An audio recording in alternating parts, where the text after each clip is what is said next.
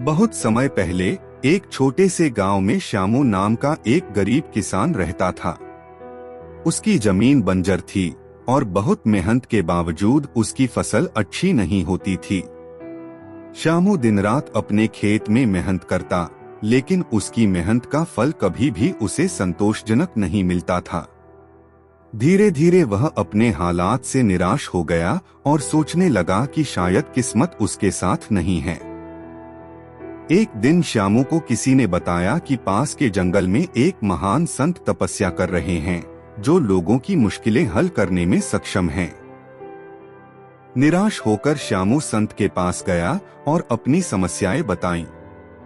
उसने संत से पूछा, महाराज, मैं दिन रात मेहनत करता हूँ, लेकिन मेरी हालत में कोई सुधार नहीं आता।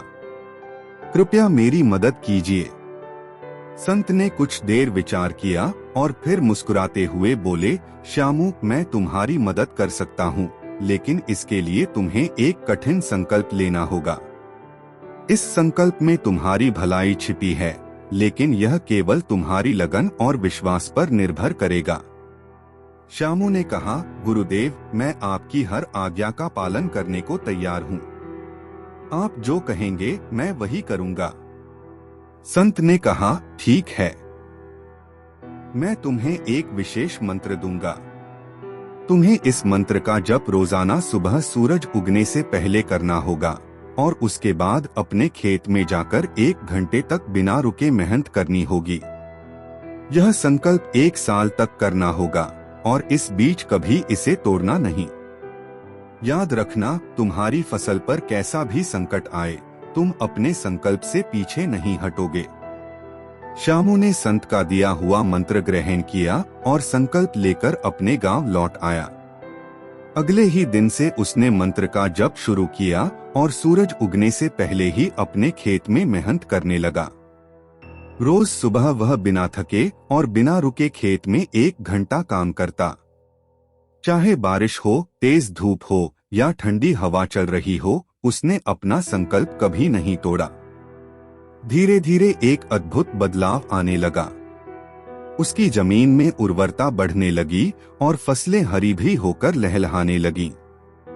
1 साल बाद उसकी फसल इतनी अच्छी हुई कि वह अपनी उपज बेचकर अच्छा मुनाफा कमा सका। उसकी मेहनत और संकल्प का परिणाम इतना शानदार था कि वह गांव का सबसे खुशहाल किसान बन गया। साल भर बाद श्यामू संत के पास गया और उन्हें अपने खेतों की सफलता के बारे में बताया। उसने कहा, गुरुदेव, आपकी कृपा से मैं आज सफल हूँ, लेकिन कृपया मुझे बताइए, यह मंत्र इतना शक्तिशाली कैसे था? संत ने मुस्कुराते हुए कहा, श्यामू, उस मंत्र में कोई चमत्कार नहीं था। असली चमत्कार तुम्हारी मेहनत, अनुशासन और संकल्प में था। जब तुमने नियमितता और दृढ़ता से काम किया, तो अपनी मेहनत से ही अपने खेतों की उर्वरता बढ़ा दी। जीवन में असली सफलता केवल अनुशासन, मेहनत और दृढ़ संकल्प से ही मिलती है। श्यामू को अपनी मेहनत और संकल्प का असली महत्व समझ में आ गया। उसने संत का आशीर्वाद लिया और जीवन भर इसी अनुशासन और मेहनत के साथ काम करता रहा। उसकी कहानी गांव में एक प्रेरणा बन गई और लोग उसे याद करने लगे, जो बताती थी कि असली जादू किसी मंत्र में नहीं, बल्कि हमारी मेहनत और संकल्प में छुपा होता है। चलिए हम आपको एक और कहानी सुनाते हैं। वीडियो में आगे बढ़ने से पहले चैनल को सब्सक्राइब, वीडियो को लाइक और कमेंट में जय श्री कृष्णा ना भूले। तो चलिए शुरू करते हैं। बहुत समय पहले एक छोटे से गांव में काशी नाम का एक कुशल मूर्तिकार रहता था। उसकी बनाई हुई मूर्तियां इतनी सुंदर और जीवंत होती थीं कि लोग उन्हें देखते ही मोहित हो जाते थे। काशी की एक इच्छा थी, वह ऐसी मूर्ति बनाए जो देखने वालों को केवल सुंदरता ही नहीं, बल्कि शांति और सच्ची प्रेरणा भी दे। एक दिन उसने सुना कि एक संत अनंत मूर्ति, जो जीवन की गहरी समझ रखते थे, पास के गांव में रुके हुए हैं। काशी संत से मिलने गया और उनसे कहा, गुरुदेव, मैं चाहता हूँ कि मेरी मूर्तियाँ सिर्फ खूबसूरत न हो, बल्कि उनमें सच्ची शांति और आत्मिक प्रेरणा भी झलके। मुझे कृपया इसका रहस्य बताइए। संत अनंत मूर्ति ने उसकी बात ध्यान से सुनी और बोले, काशी, मैं तुम्हें इस कला का रहस्य बताऊंगा, लेकिन पहले तुम्हें मेरी एक परीक्षा पास करनी होगी। अगर तुम यह परीक्षा पास कर लोगे तो तुम्हारे हाथों में एक नई शक्ति आ जाएगी, जिससे तुम्हारी मूर्तियां अद्वितीय बन जाएंगी। काशी ने तत्परता से हामी भर दी। संत ने उसे गांव के सबसे पुराने और खंडित मंदिर में जाकर वहां पड़ी टूटी हुई मूर्तियों की मरम्मत करने का आदेश दिया और कहा, तुम्हें इन्हें ठीक करना होगा, लेकिन इस काम में तुम्हें किसी की सहायता नहीं लेनी है। इसे पूरी लगन और सच्ची श्रद्धा के साथ करना। जब काम पूरा हो जाए तब मेरे पास आना। अगले दिन से काशी ने उस पुराने मंदिर में काम करना शुरू कर दिया। वहां की मूर्तियां काफी क्षतिग्रस्त थीं और कई वर्षों से उनकी कोई देखभाल नहीं हुई थी। काशी ने बिना थके दिन रात काम किया। हर मूर्ति को संवारते समय वह उनके चेहरे पर ध्यान लगाता, उनमें खो जाता, जैसे वह उनके भीतर की गहराई को देख रहा हो। महीनों तक लगातार मेहनत करते हुए उसने सभी मूर्तियों को फिर से जीवंत कर दिया। काम पूरा होने के बाद वह संत के पास पहुंचा। संत ने उसकी थकी हुई लेकिन संतुष्ट आंखों में देखा और कहा, काशी, अब बताओ, तुम्हें इन मूर्तियों को बनाते समय क्या महसूस हुआ? काशी ने गंभीरता से जवाब दिया, गुरुदेव, जब मैं मूर्तियों को संवार रहा था तो मुझे लगा जैसे मैं अपने भीतर की गहराई को छू रहा हूँ।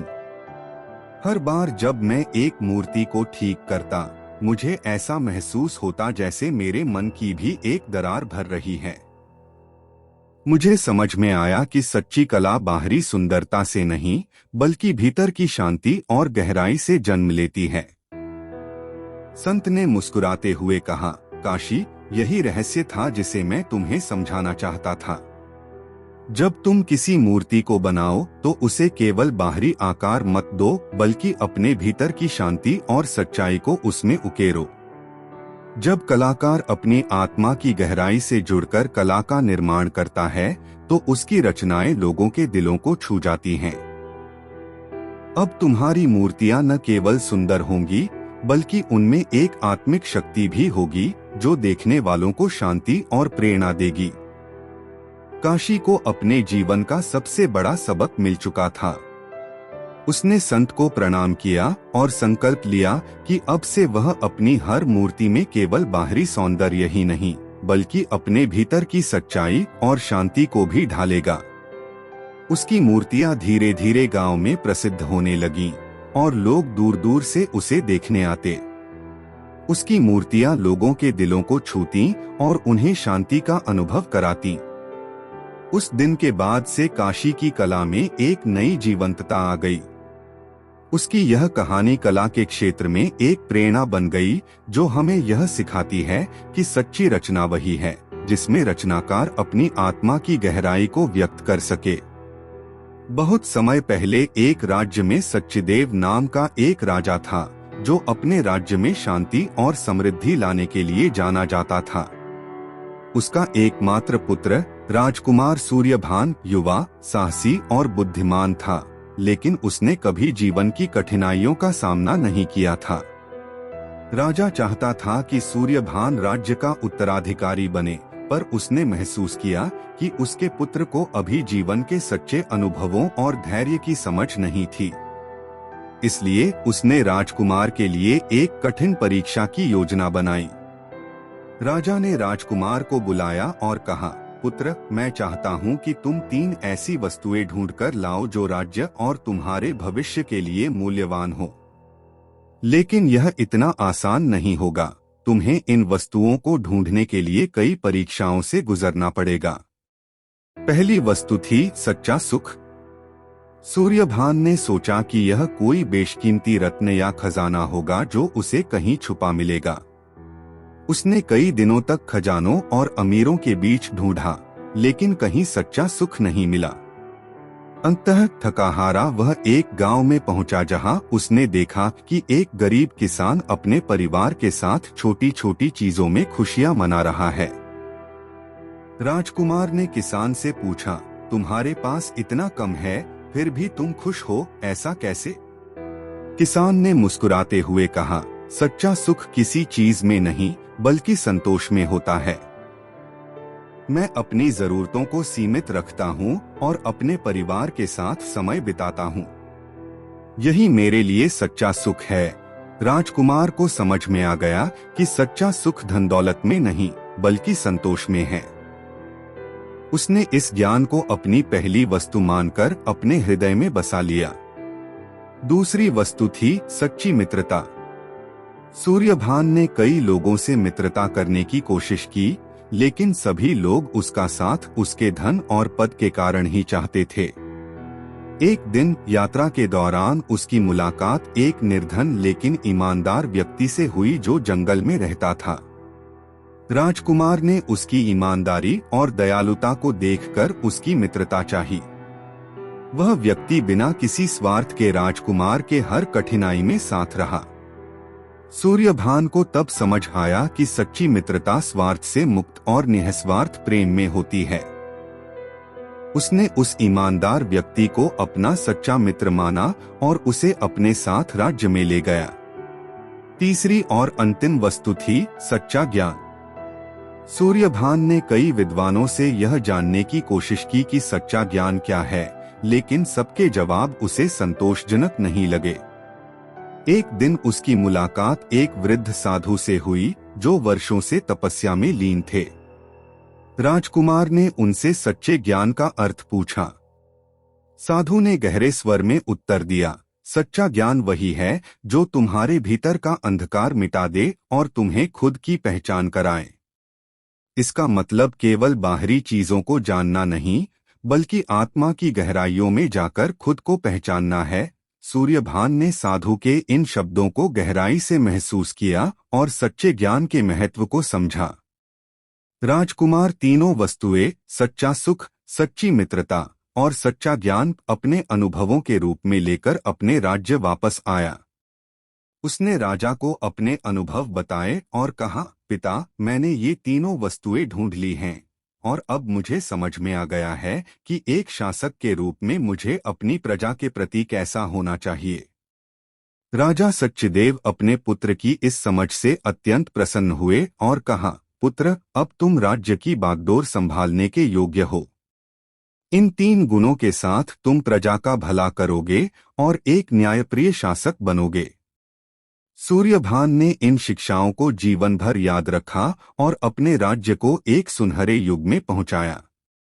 उसकी कहानी यह सिखाती है कि असली खजाना बाहर नहीं बल्कि हमारे भीतर के अनुभवों और संबंधों में होता है।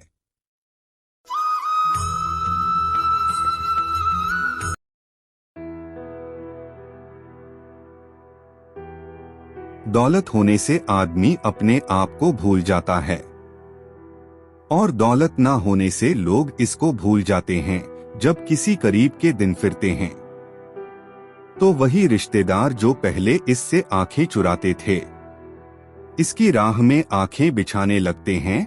कामयाब शादी का राज सही साथी को चुनने से बढ़कर खुद सही इंसान बनने की काबिलियत में छुपा है। जब कुछ देर की मुस्कुराहट से तस्वीर अच्छी आ सकती है, तो हमेशा मुस्कुराकर जीने से जिंदगी अच्छी क्यों नहीं हो सकती। चलिए हम आपको एक कहानी सुनाते हैं। बहुत समय पहले एक बड़े राज्य में एक राजा का राज था। राजा का एकमात्र पुत्र राजकुमार अधिराज वीर, बुद्धिमान और सभी गुणों से संपन्न था। लेकिन उसे एक कमजोरी थी। अधिराज हमेशा अपनी इच्छाओं की पूर्ति चाहता था और यदि कभी उसे कोई चीज नहीं मिलती तो वह क्रोधित हो जाता और अपने क्रोध में लोगों पर कठोर हो जाता। राजा को अपने पुत्र की इस आदत की चिंता थी।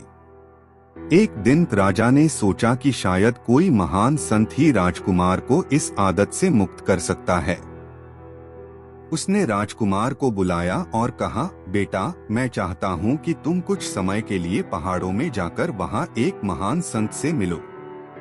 वह तुम्हें संयम और संतोष का महत्व सिखा सकते हैं। राजकुमार अपने पिता की बात मान गया और कुछ सैनिकों के साथ पहाड़ों की ओर चल पड़ा। कई दिनों के सफर के बाद वह एक निर्जन घाटी में पहुंचा, जहां एक बड़े वृक्ष के नीचे एक वृद्ध संत ध्यान में बैठे हुए थे। राजकुमार ने उनके पास जाकर अपना अभिवादन किया और अपनी समस्या बताई।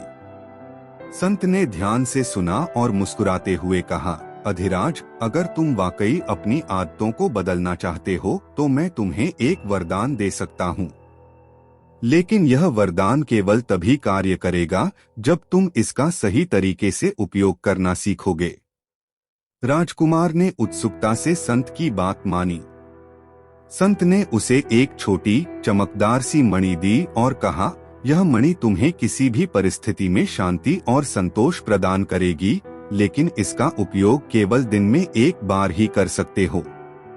जब तुम्हारे भीतर असंतोष या क्रोध उत्पन्न हो तो इस मणि को अपने हृदय के पास रखकर इसे दबाओ और अपने मन को शांत करो। ध्यान रहे, इसे केवल कठिन परिस्थितियों में ही उपयोग करना। अधिराज ने संत का आशीर्वाद लिया और मणि लेकर वापस राज्य लौट आया। पहले दिन से ही उसने मणि का उपयोग करना शुरू कर दिया। जैसे ही उसे कोई छोटी सी परेशानी होती, वह मणि को दबाता और शांति अनुभव करता। धीरे धीरे उसने महसूस किया कि मणि का प्रभाव केवल बाहरी रूप से था। असली संतोष उसे तब मिलता जब वह अपने मन को शांत करता और संतोषित रहता। कुछ ही महीनों में राजकुमार ने समझ लिया कि मणि का प्रभाव नहीं, बल्कि संत की दी हुई सीख असल में उसे शांति और संतोष प्रदान कर रही थी।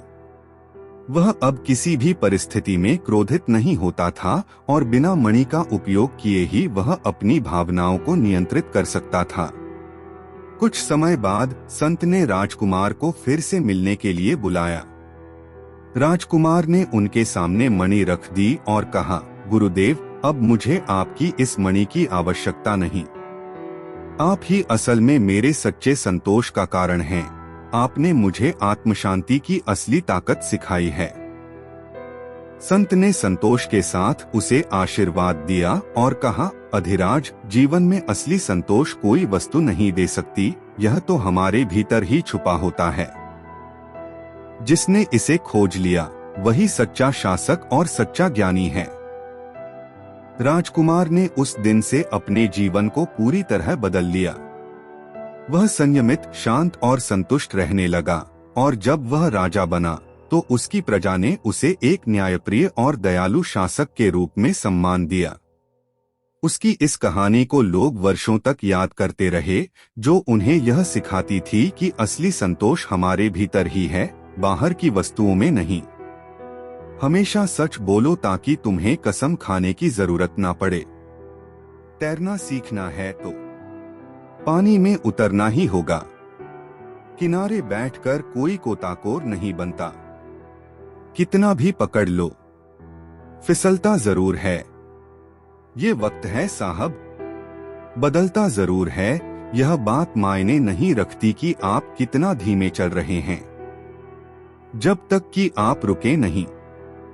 एक समय की बात है, एक गांव में एक साधु महाराज आए जो अपनी गहरी समझ और अनुभवों के लिए प्रसिद्ध थे। गांव के लोग उनकी शिक्षाओं को सुनने के लिए दूर दूर से आते थे। एक दिन गांव का एक उत्सुक युवक देव उनके पास पहुंचा। देव जीवन के बारे में बहुत सवाल करता था, लेकिन किसी से संतोषजनक उत्तर नहीं मिल पाता था।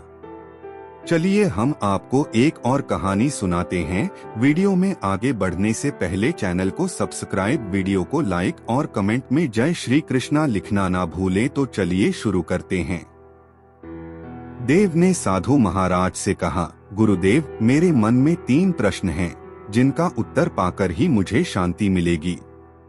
कृपया मेरी जिज्ञासा को शांत करें।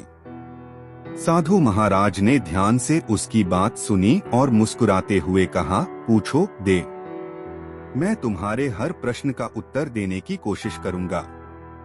देव ने पहला प्रश्न पूछा, गुरुदेव, इस जीवन का असली उद्देश्य क्या है?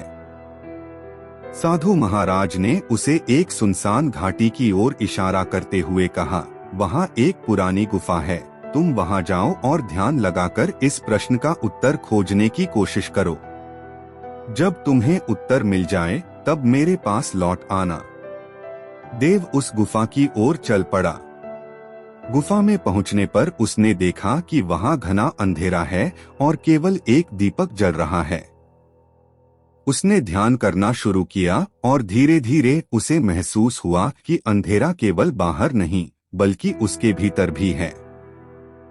कई घंटे ध्यान करने के बाद उसे महसूस हुआ कि जीवन का असली उद्देश्य अपने भीतर के अंधेरे को दूर कर ज्ञान और समझ की रोशनी फैलाना है। वह साधु महाराज के पास लौटा और उन्हें अपने अनुभव बताए। साधु महाराज ने उसे शाबाशी दी और कहा, तुमने अपने पहले प्रश्न का उत्तर पा लिया। अब देव ने दूसरा प्रश्न पूछा, गुरुदेव, सबसे बड़ी शक्ति क्या है? साधु महाराज ने उसे गांव के पास के जंगल की ओर भेजा और कहा, वहां एक पुराना और विशाल वट वृक्ष है। उसके पास जाओ और उसकी शक्ति को महसूस करो। देव उस वृक्ष के पास पहुंचा और उसकी विशालता, स्थिरता और मजबूती को देखकर अचंभित हो गया।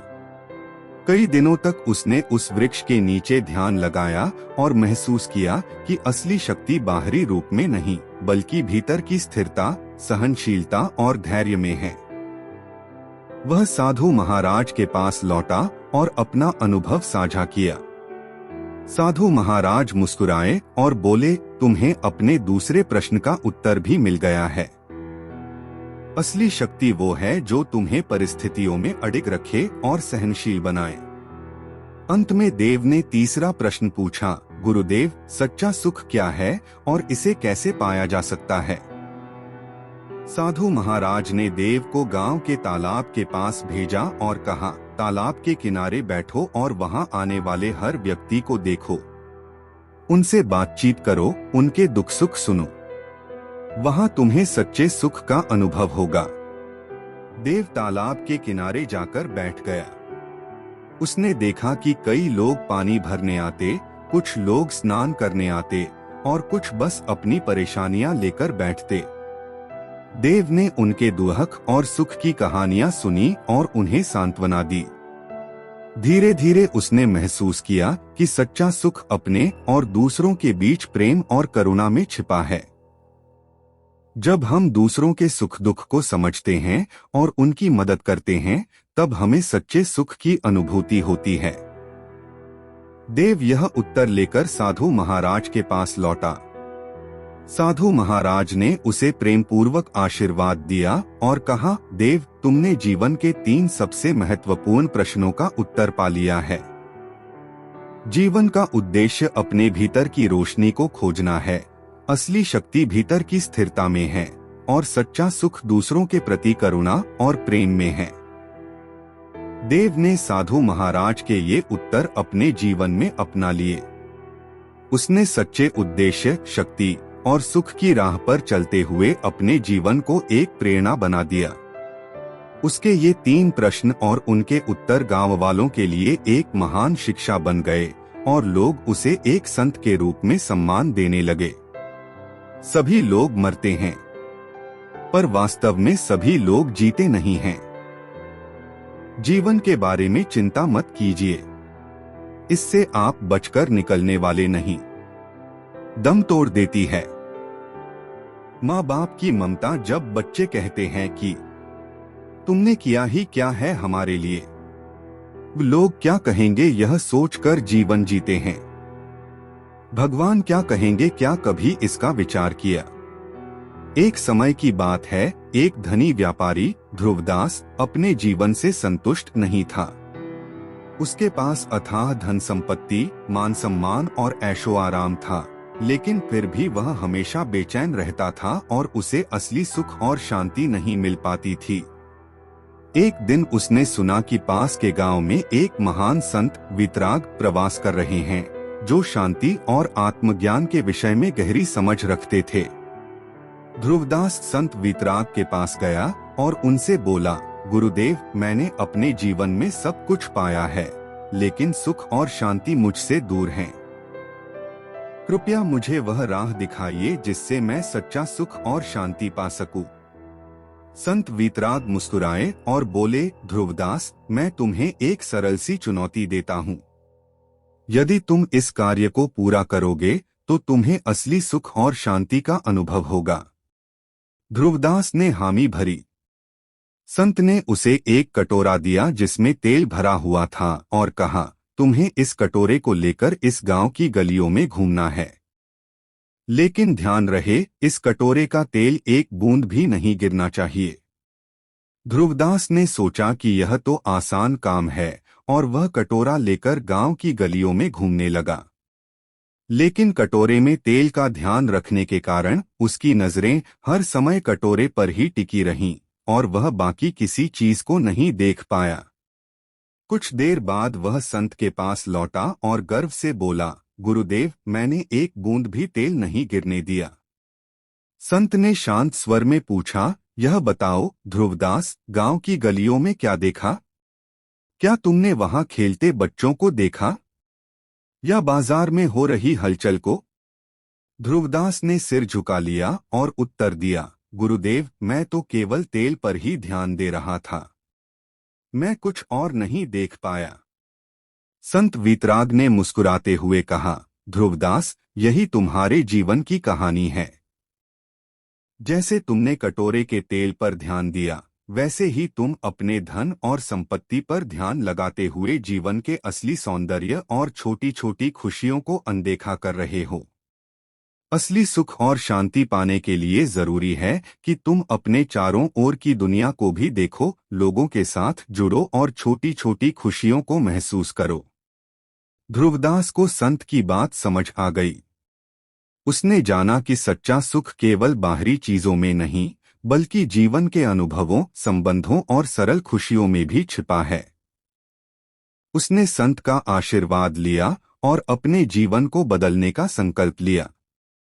उस दिन के बाद से ध्रुवदास ने अपने धन का उपयोग दूसरों की भलाई के लिए करना शुरू कर दिया। उसने अपने आसपास के लोगों की मदद की, उनके दुख दर्द को समझा और उनके साथ खुशियां बांटी। धीरे धीरे उसे असली सुख और शांति का अनुभव होने लगा। उसकी कहानी गांव में प्रेरणा का स्रोत बन गई और लोग समझ गए कि असली धन वही है जो हमारे दिलों को भर दे और जीवन में खुशियां लाए। दुनिया का उसूल है, जब तक काम है तब तक तेरा नाम है, वरना दूर से सलाम है।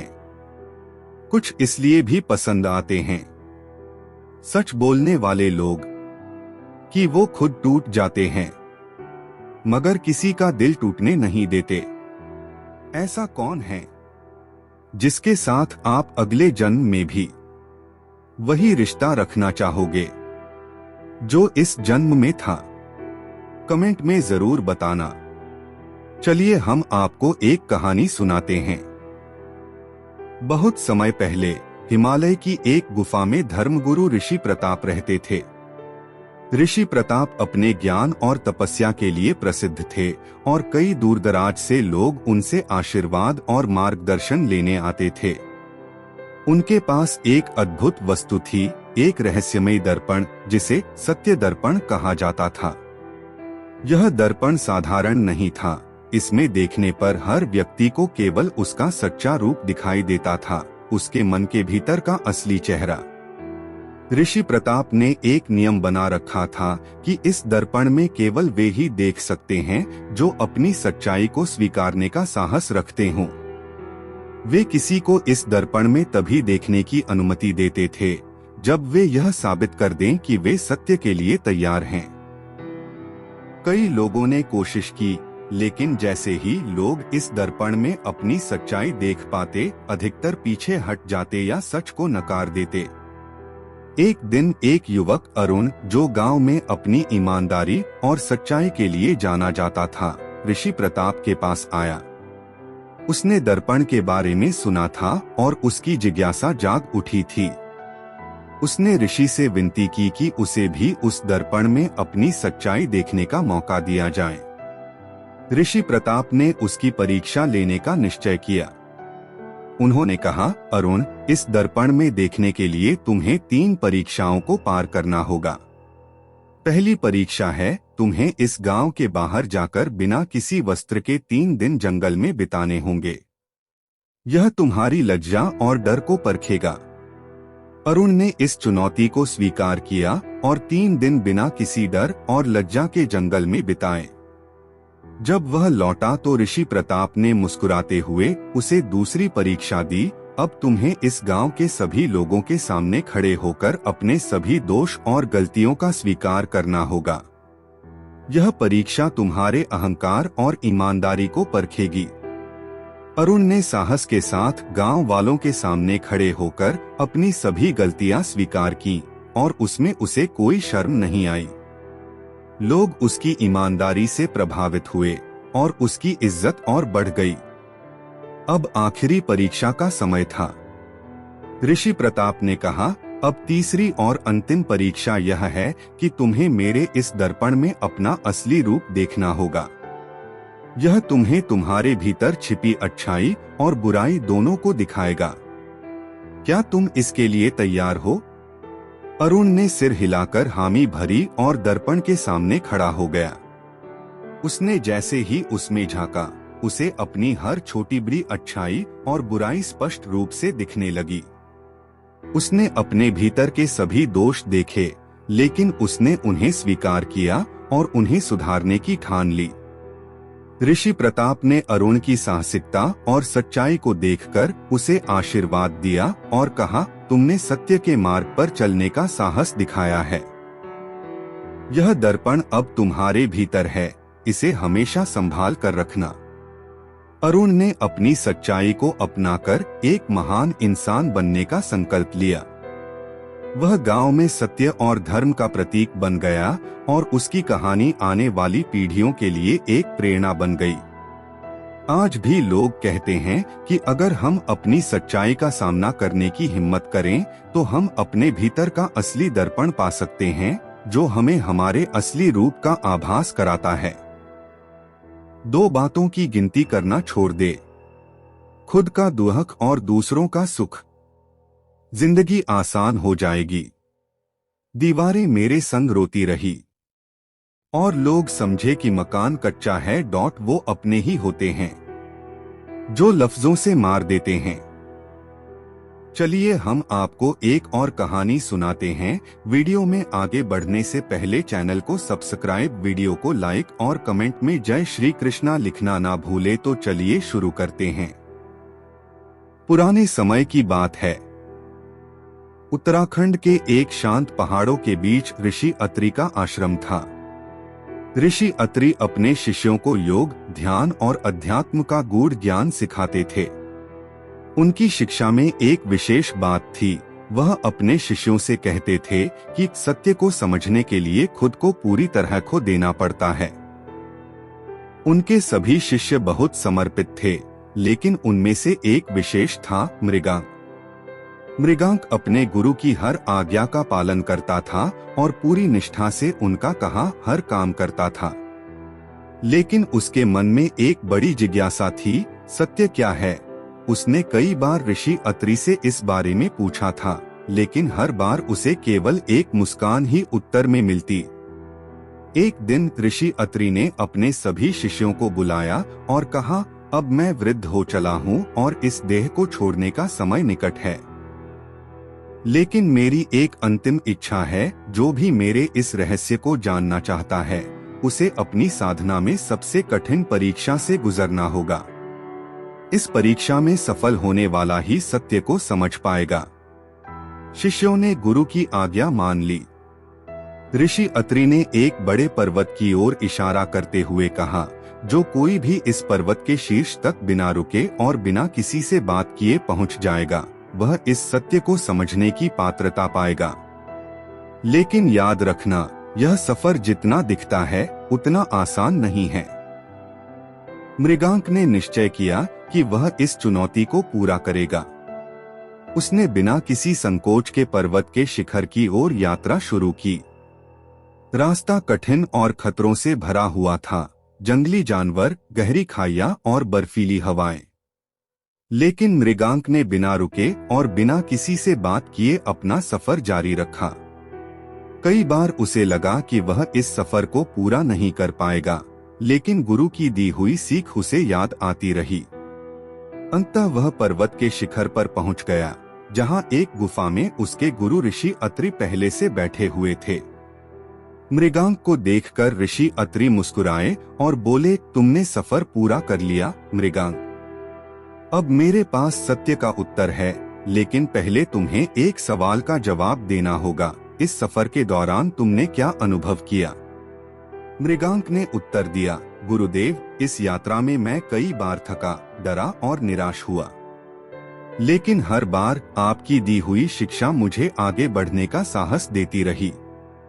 मैंने सीखा कि सत्य केवल पहुंचने की मंजिल नहीं है, यह हर कदम पर धैर्य, साहस और स्वयं को खोने का अनुभव है।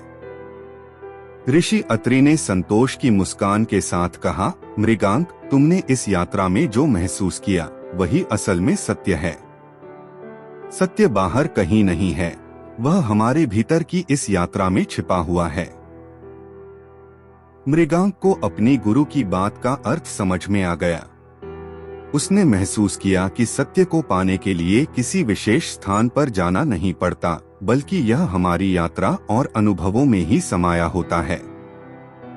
इस तरह मृगांक ने अपने गुरु की अंतिम सीख को अपने जीवन का सत्य मान लिया और एक महान योगी बनकर सभी को आत्मज्ञान का मार्ग दिखाने लगा। कहते हैं कि उसकी यह कहानी आज भी हिमालय की उन हवाओं में गूंजती है, जहां उसने अपने गुरु से सत्य का अद्वितीय पाठ सीखा था।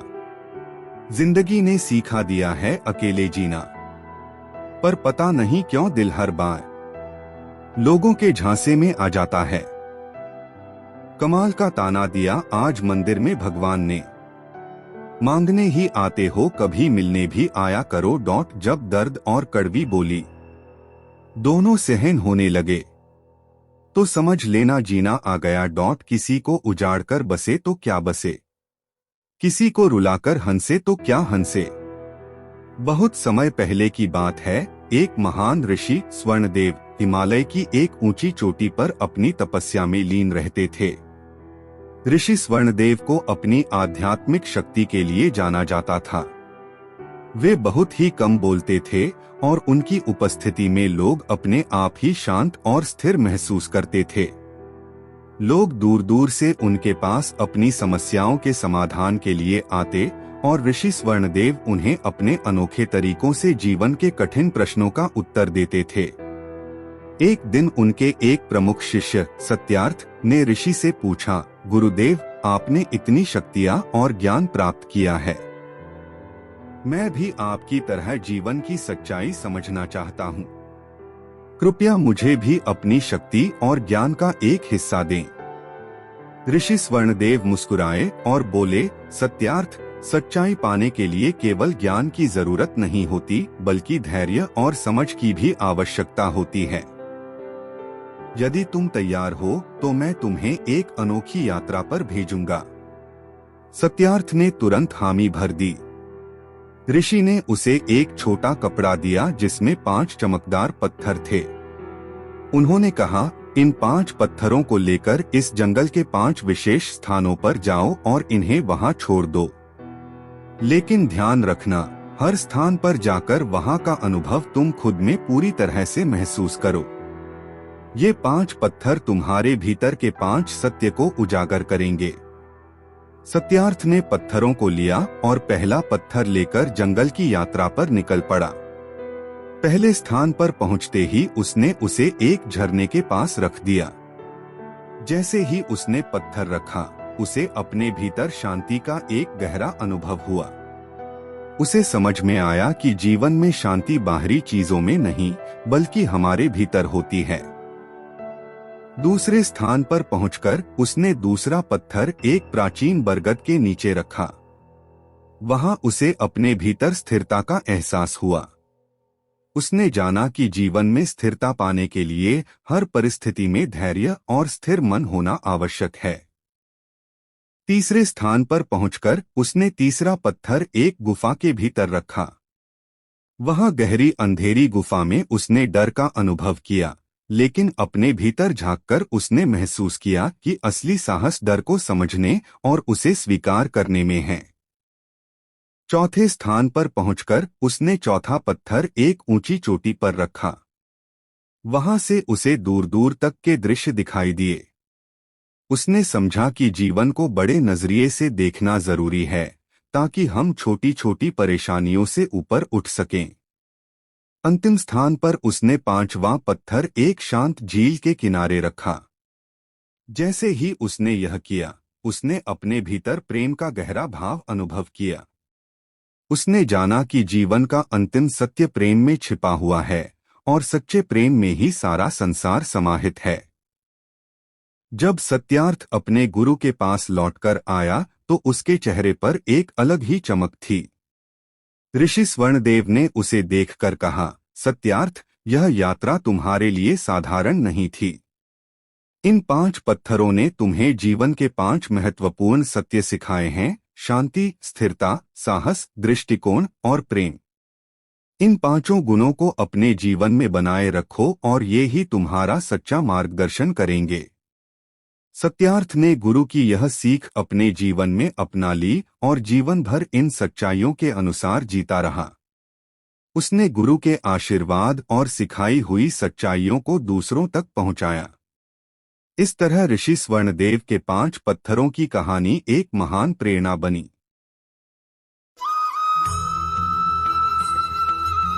अपनी जिंदगी में हर किसी को अहमियत दीजिए, क्योंकि जो अच्छे होंगे वो साथ देंगे और जो बुरे होंगे वो सबक देंगे। वक्त सबको मिलता है जिंदगी बदलने के लिए, पर जिंदगी दोबारा नहीं मिलती वक्त बदलने के लिए।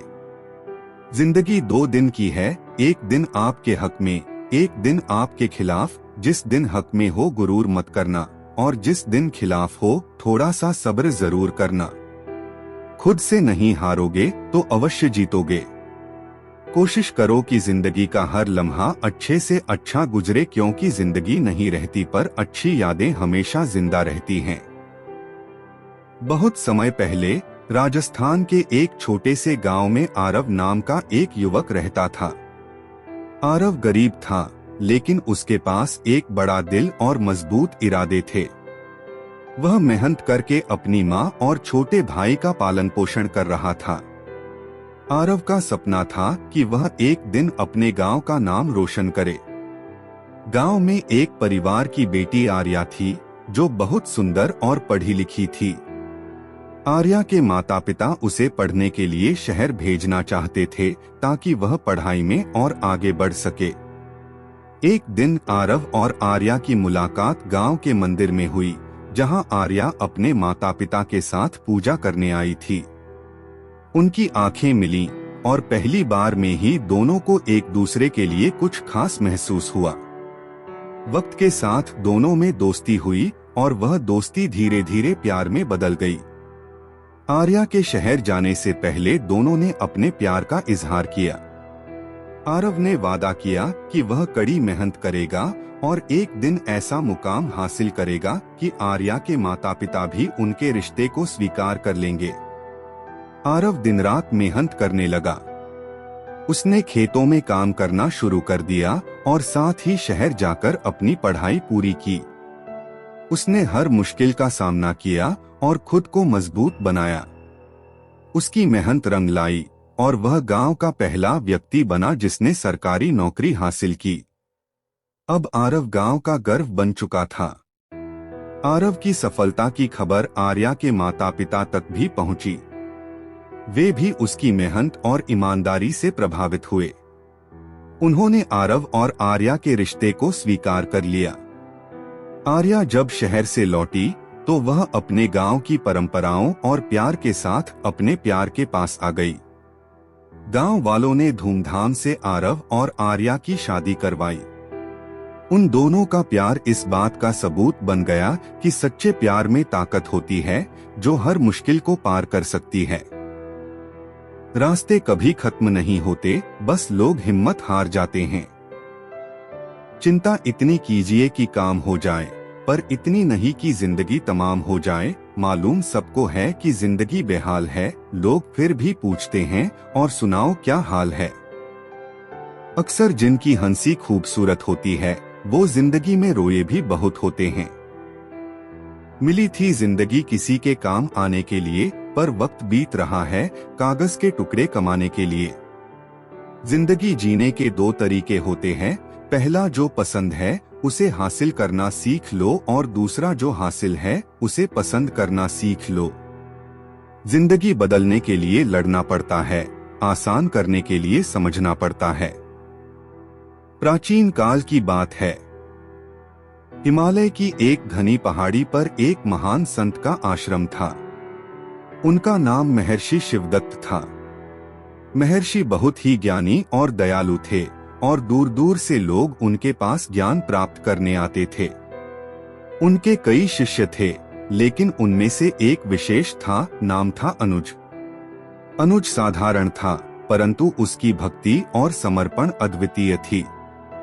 वह महर्षि शिवदत्त को सच्चे हृदय से अपना गुरु मानता था। अनुज हर दिन अपने गुरु की सेवा करता और उनके द्वारा बताए गए हर कार्य को पूरी श्रद्धा से निभाता। लेकिन एक दिन अनुज के मन में एक प्रश्न उठा, गुरुदेव ने मुझे अब तक बहुत सी बातें सिखाई हैं, परंतु क्या मैं वास्तव में उनकी शिक्षा को समझ पाया हूँ?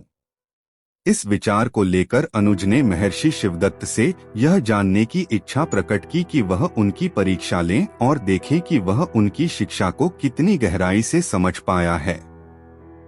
महर्षि ने अनुज की बात सुनी और मुस्कुराते हुए कहा, अनुज, यदि तुम वास्तव में अपनी योग्यता का परीक्षण करना चाहते हो तो मैं तुम्हें एक कठिन कार्य सौंपता हूँ। महर्षि ने अनुज को एक बंद घड़ा दिया और कहा, इस घड़े को 3 दिन तक इस पहाड़ी के सबसे ऊंचे शिखर पर रखो। लेकिन ध्यान रहे, इस घड़े में एक बूंद पानी भी नहीं गिरना चाहिए। अनुज ने आज्ञा का पालन किया और उस घड़े को लेकर पहाड़ी की चोटी पर चला गया। वहां उसने 3 दिन और 3 रात बिना रुके घड़े की देखभाल की ताकि उसमें एक बूंद भी पानी न गिरे। 3 दिन बाद अनुज गुरु के पास लौट आया। महर्षि ने पूछा, अनुज, क्या तुमने कार्य पूरा किया? अनुज ने उत्तर दिया, हाँ गुरुदेव, मैंने इस घड़े की पूरी तरह से रक्षा की। इसमें एक बूंद पानी भी नहीं गिरा। महर्षि मुस्कुराए और बोले, अनुज, यह घड़ा तुम्हारे मन का प्रतीक है।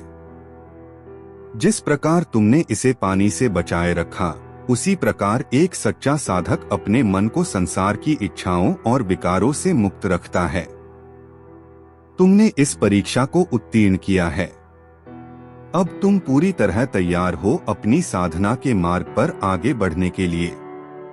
अनुज को अपने गुरु की यह शिक्षा समझ में आ गई कि साधना का असली अर्थ है अपने मन को विकारों से मुक्त रखना। वह अपने गुरु को धन्यवाद देते हुए पूरी भक्ति के साथ अपने साधना के पथ पर आगे बढ़ा। महर्षि ने उसे आशीर्वाद दिया और अनुज एक महान योगी बनकर अपना जीवन समर्पित कर दिया।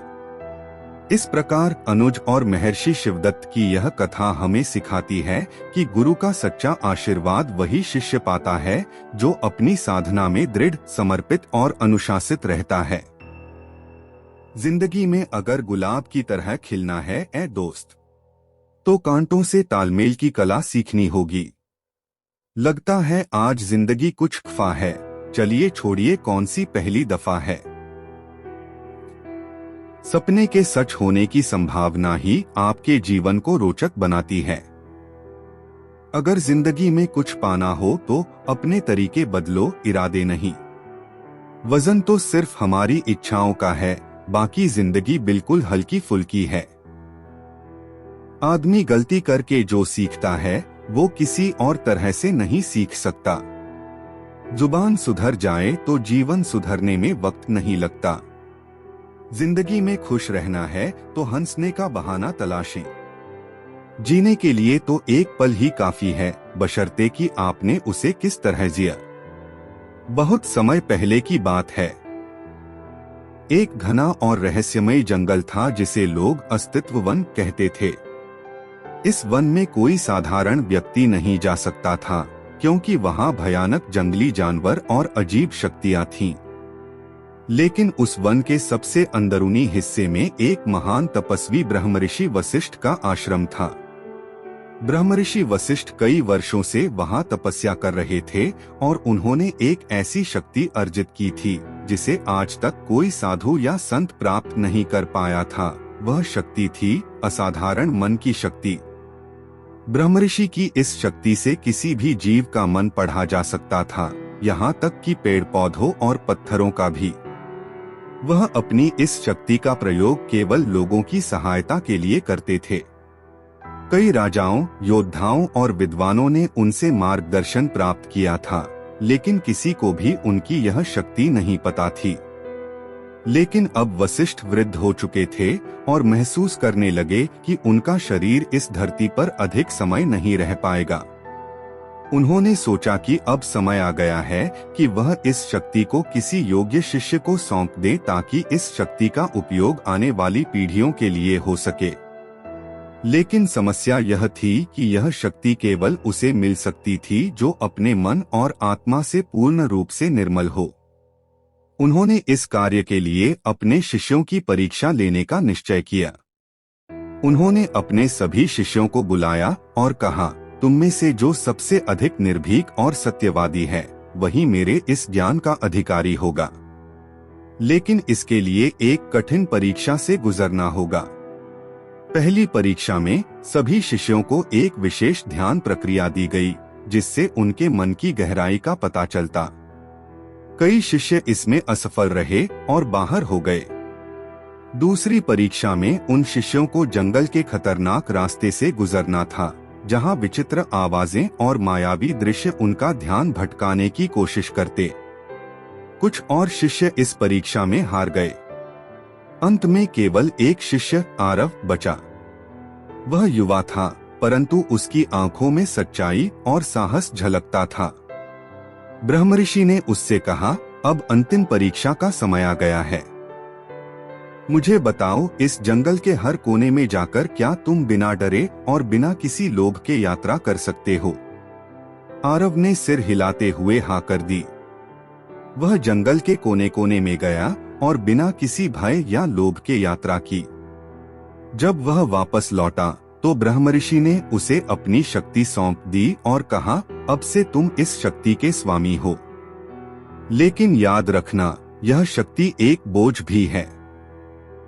इसका उपयोग केवल तभी करना जब दूसरों की भलाई हो। आरव ने यह बात गांठ बांध ली।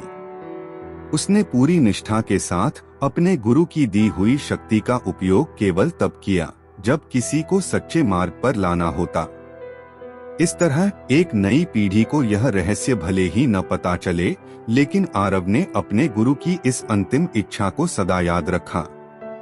इस अनोखी शक्ति का रहस्य आज भी उस अस्तित्व वन में कहीं छिपा हुआ है।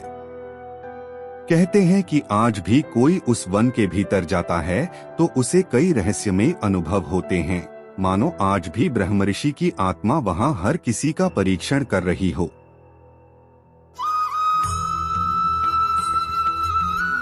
किसी के पैरों में गिरकर कामयाबी पाने से बेहतर है अपने पैरों पर चलकर कुछ बनने की ठान लो। जिंदगी ने सवालात बदल डाले, वक्त ने हालात बदल डाले, हम तो आज भी वही हैं जो कल थे, बस लोगों ने अपने ख्यालात बदल डाले। जिंदगी बहुत हसीन है, कभी हंसाती है तो कभी रुलाती है। छोटी सी जिंदगी है, हंस के जियो, भुला के गम सारे दिल से जियो, अपने लिए न सही अपनों के लिए जियो। जिनमें अकेले चलने का हौसला होता है, उनके पीछे एक दिन काफिला होता है। बहुत समय पहले की बात है, एक छोटे से गांव में एक युवा विक्रम रहता था, जिसे हमेशा से अनोखे और साहसिक काम करने का शौक था। उसके गांव में एक पुरानी कहावत थी कि गांव से पहाड़ के उस पार जाना नामुमकिन है। लोग कहते थे कि पहाड़ के उस पार जाने वाले लोग कभी वापस नहीं आए। इस डर के कारण कई लोग कोशिश तक नहीं करते थे। विक्रम को इस बात में यकीन नहीं था। उसने सोचा कि शायद इस डर के पीछे सिर्फ अज्ञानता है। उसने ठान लिया कि वह उस पहाड़ के पार जाएगा और लोगों के लिए एक नया रास्ता बनाएगा। विक्रम जानता था कि यह यात्रा खतरों से भरी होगी। उसने खुद को अच्छे से तैयार किया और अपनी यात्रा की शुरुआत की। जैसे ही वह पहाड़ के करीब पहुंचा, उसे कई कठिनाइयों का सामना करना पड़ा। वह जंगलों, नदियों और संकरी घाटियों से गुजरा, लेकिन उसके हौसले बुलंद थे। पहाड़ की चढ़ाई कठिन थी, लेकिन हर एक कदम पर वह खुद को और मजबूत महसूस करता। कई बार उसे लगा कि उसे वापस लौट जाना चाहिए, लेकिन उसे गांव वालों की उम्मीद याद आई। कई दिन की यात्रा के बाद विक्रम एक बहुत ऊंची और खड़ी चट्टान के पास पहुंचा। इस चट्टान को पार करना लगभग असंभव था। वह सोच में पड़ गया कि क्या वह अब वापस लौट जाए। तभी उसके मन में एक आवाज आई, तूने ये यात्रा इस चट्टान के सामने हार मानने के लिए नहीं शुरू की। यह तेरा असली इम्तिहान है। विक्रम ने अपने सारे डर और कमजोरी को एक तरफ रखा और चट्टान पर चढ़ने लगा। जैसे जैसे वह चढ़ता गया, उसके हाथों में चोट लग गई, पैरों में थकान बढ़ने लगी, लेकिन उसने हार नहीं मानी। वह आगे बढ़ता रहा और आखिरकार उसने उस चट्टान को पार कर लिया। चट्टान के पार पहुंचते ही विक्रम ने पहाड़ के दूसरी तरफ का नजारा देखा। वहां एक खूबसूरत और उपजाऊ भूमि थी, जो गांव वालों के लिए कई अवसर लेकर आ सकती थी। उसने अपनी इस यात्रा का उद्देश्य पूरा कर लिया था। उसने वहां एक निशान छोड़ा ताकि दूसरों के लिए रास्ता साफ हो सके। जब वह गांव लौटा और लोगों को अपनी यात्रा के बारे में बताया, तो सभी हैरान रह गए। विक्रम ने उन्हें विश्वास दिलाया कि अगर वे अपनी सोच से डर को हटा दें और साहस के साथ अपने सपनों के पीछे चलें, तो कोई भी पहाड़ उन्हें रोक नहीं सकता। इस कहानी से हमें यह सीखने को मिलता है कि अगर हम खुद पर भरोसा करें और साहस के साथ अपने सपनों के लिए लड़े, तो असंभव भी संभव बन सकता है। असली वीर वही है जो अपने डर को पीछे छोड़कर रास्ता खुद बनाता है। मेहनत इतनी खामोशी से करो कि सफलता शोर मचा दे। एक बात सीखी है रंगों से, अगर निखरना है तो बिखरना जरूरी है। माना कि आपकी किस्मत आपको मौका देगी, मगर आपकी मेहनत सबको चौंका देगी। जो कट जाती है उसे उम्र कहते हैं, और जिसे जीते हैं उसे जिंदगी कहते हैं। जिंदगी वैसी नहीं है जैसी आप इसके लिए कामना करते हैं, यह तो वैसी बन जाती है जैसा आप इसे बनाते हैं। जिंदगी की असली खूबसूरती ये नहीं कि आप कितने खुश हैं, जिंदगी की असली खूबसूरती तो ये है कि दूसरे आपसे कितने खुश हैं।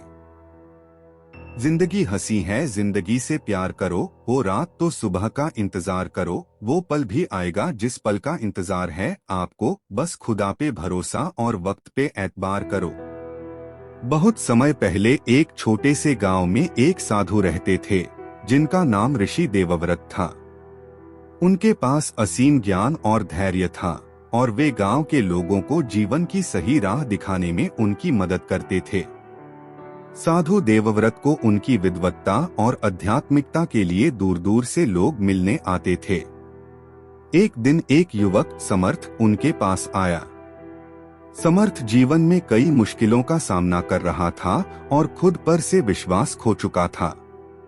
उसने साधु से कहा, महाराज, मेरे जीवन में कुछ भी अच्छा नहीं हो रहा है। मैंने कई कोशिशें की, लेकिन हर बार असफल रहा। क्या मैं कभी अपने लक्ष्य तक पहुंच पाऊंगा? साधु देवव्रत ने मुस्कुराते हुए युवक को देखा और बोले, बेटा, अगर तुम धैर्य और आत्मविश्वास रख सको तो कुछ भी संभव है। पर मैं देखना चाहता हूं कि तुम्हारे भीतर कितनी शक्ति और धैर्य है। क्या तुम मेरी एक परीक्षा में भाग लोगे? समर्थ ने सहमति जताई। तब साधु ने उसे एक बहुत बड़ा पत्थर दिया और कहा, इसे अपने घर ले जाओ और इसे रोज रगड़ो। जब यह पत्थर चमकने लगेगा, तब तुम्हें अपने सवालों का जवाब मिल जाएगा। समर्थ ने साधु की बात मानी और हर दिन उस पत्थर को रगड़ता रहा। दिन बीतते गए, लेकिन पत्थर में कोई बदलाव नहीं आया। एक महीना बीत गया और फिर कई महीने। लेकिन पत्थर बिल्कुल वैसा ही रहा। समर्थ का मन टूटने लगा। उसने सोचा, क्या यह सब व्यर्थ है? साधु ने मुझसे ऐसा क्यों करने को कहा? लेकिन उसने फिर भी रुकने का नाम नहीं लिया। वह रोज उस पत्थर को रगड़ता रहा, यह सोचते हुए कि शायद उसके भीतर कोई रहस्य हो। साल भर बाद भी पत्थर में कोई खास फर्क नहीं आया। एक दिन साधु देवव्रत खुद समर्थ के घर आए। उन्होंने देखा कि समर्थ अभी भी पत्थर को रगड़ रहा था। साधु मुस्कुराए और समर्थ से बोले, बेटा, तुमने जो समय और मेहनत इस पत्थर पर लगाई है, वह वास्तव में पत्थर को चमकाने के लिए नहीं थी। असल में यह समय तुम्हारे धैर्य और आत्मविश्वास को परखने के लिए था। समर्थ चौंक गया। साधु ने समझाया, जैसे तुमने इस पत्थर को रगड़ने में धैर्य दिखाया, वैसे ही अपने जीवन की कठिनाइयों को भी धैर्य और विश्वास के साथ पार कर सकते हो। यह यात्रा असल में तुम्हें खुद पर भरोसा करने और जीवन की मुश्किलों का सामना करने की शक्ति सिखाने के लिए थी। समर्थ ने अब समझा कि साधु ने उसे यह परीक्षा क्यों दी थी। उसकी आत्मशक्ति और धैर्य अब पहले से कहीं अधिक मजबूत हो गए थे। उसने अब जीवन की हर मुश्किल का सामना धैर्य और आत्मविश्वास के साथ करना सीख लिया था, और अंततः उस दृढ़ता के बल पर उसने अपने जीवन में सफलता हासिल की। इस कहानी से हमें यह सीखने को मिलता है कि जीवन में धैर्य और आत्मविश्वास से ही हम कठिन से कठिन मुश्किलों का सामना कर सकते हैं। सही परिणाम पाने के लिए हमें खुद पर और अपनी मेहनत पर भरोसा करना चाहिए। जिंदगी की कशमकश में थोड़ा उलझ गए हैं दोस्तों, वरना हम तो उनमें से हैं जो दुश्मनों को भी अकेला महसूस नहीं होने देते। जिंदगी में जितनी बड़ी मुश्किलें होंगी, उतना ही बड़ा आपका नाम होगा अगर आपने उन पर काबू पा लिया। मंजिलें कितनी भी ऊंची हो, रास्ते हमेशा पैरों के नीचे होते हैं। हजारों उलझने राहों में और कोशिशें बेहिसाब, इसी का नाम है जिंदगी। चलते रहिए जना। ऐ मेरे अच्छे वक्त तू भी जरा धीरे धीरे चल, हमने बुरे वक्त को बहुत धीरे से गुजरते देखा है। जिंदगी की असली उड़ान अभी बाकी है, जिंदगी के कई इम्तिहान अभी बाकी है। अभी तो नापी है मुट्ठी भर जमी हमने, अभी तो सारा आसमान बाकी है। जीवन में 4 चीजें मत तोड़िए, विश्वास, रिश्ता, हृदय, वचन, क्योंकि जब यह टूटते हैं तो कोई आवाज नहीं होती, लेकिन दर्द और कष्ट बहुत होता है। जब लोग बदल सकते हैं तो किस्मत क्या चीज है। एक छोटे से गांव में यश नाम का एक युवक रहता था। उसका जीवन बहुत ही साधारण था और हर दिन वह वही पुरानी बातें करता था, वही काम करता था। एक दिन उसके गांव में एक साधु आए, जिनके बारे में लोग कहते थे कि उन्होंने अपने जीवन में सच्चा आत्मज्ञान पाया है। यश ने सोचा कि अगर वह इस साधु से कुछ सीख सके तो शायद उसका जीवन बदल सकता है। यश साधु के पास गया और उनसे कहा, महाराज, मैं अपने जीवन में असली खुशी और संतोष पाना चाहता हूँ, लेकिन मुझे समझ नहीं आता कि कैसे। साधु मुस्कुराए और बोले, बेटा, कल सुबह इस पर्वत के ऊपर जाओ और वहाँ एक झरना है। उस झरने में स्नान करो, लेकिन यह ध्यान रखना कि जब तुम वापस लौटोगे तो मैं तुमसे एक सवाल पूछूंगा। यश ने सहमति जताई और अगली सुबह पर्वत की ओर चल पड़ा। वह उस झरने तक पहुंचा और उसकी सुंदरता से मंत्रमुग्ध हो गया। उस झरने का पानी इतना साफ था कि उसे अपने भीतर की सभी बेचैनियां और तनाव हल्के लगने लगे। उसने झरने में स्नान किया और लौटने लगा। साधु ने उससे पूछा, अब बताओ, उस झरने के पास क्या विशेष था जो तुम्हें आकर्षित कर गया। यश ने सोचा और जवाब दिया, महाराज, वह झरना एकदम स्वच्छ और शांत था। उसकी गहराई में मुझे मेरे अंदर की सारी परेशानियों का हल महसूस हुआ। साधु मुस्कुराए और बोले, बिल्कुल सही। उस झरने में तुम्हें अपनी गहराई दिखाई दी। वास्तव में उस झरने का रहस्य यही है कि जो भी उसे देखता है उसे उसकी अपनी असली पहचान का एहसास होता है। तुमने अपनी गहराई में झांककर अपने ही मन का प्रतिबिंब देखा है। यश अब समझ गया कि उसकी खुशियों और संतोष का स्रोत बाहर नहीं बल्कि उसके अपने भीतर है। उसे महसूस हुआ कि उसे खुद की खोज करने की जरूरत है, न कि दुनिया से अपनी पहचान पाने की।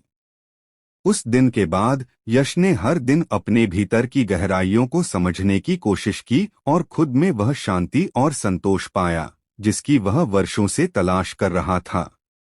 यह कहानी हमें यह सिखाती है कि हमारी असली पहचान और खुशी हमारे भीतर छिपी होती है।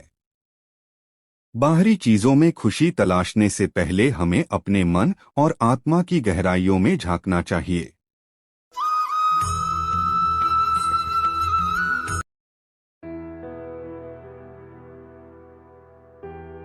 कुछ मिनट में जिंदगी नहीं बदलती, पर कुछ मिनट में सोच कर लिया हुआ फैसला पूरी जिंदगी बदल देता है, इसलिए फैसलों को अहमियत दीजिए। दुनिया की सबसे अच्छी किताब हम स्वयं हैं। खुद को समझ लीजिए, सभी समस्याओं का समाधान हो जाएगा। जिंदगी में जो हम चाहते हैं वो आसानी से नहीं मिलता, लेकिन जिंदगी का एक सच यह भी है कि जो हम चाहते वो आसान नहीं होता। मेरी जिंदगी एक बंद किताब है जिसे आज तक किसी ने खोला नहीं। जिसने खोला उसने पढ़ा नहीं, जिसने पढ़ा उसने समझा नहीं, और जो समझ सका वो मिला नहीं। पानी में तस्वीर कहाँ बनती है, ख्वाबों से तकदीर कहाँ बनती है। कोई भी रिश्ता हो जिंदगी में सच्चे दिल से निभाओ, क्योंकि ये जिंदगी वापस किसे मिलती है। बहुत समय पहले की बात है। अफ्रीका के एक छोटे से गांव में हाशिम नाम का एक किसान रहता था। उसके पास थोड़ी सी जमीन और कुछ पशु थे, लेकिन वह हमेशा गरीबी में रहता था। एक दिन एक व्यापारी उसके गांव आया और उसने गांव वालों को बताया कि दुनिया में ऐसे लोग हैं जो हीरे और बहुमूल्य रत्नों की खोज कर अमीर बन जाते हैं।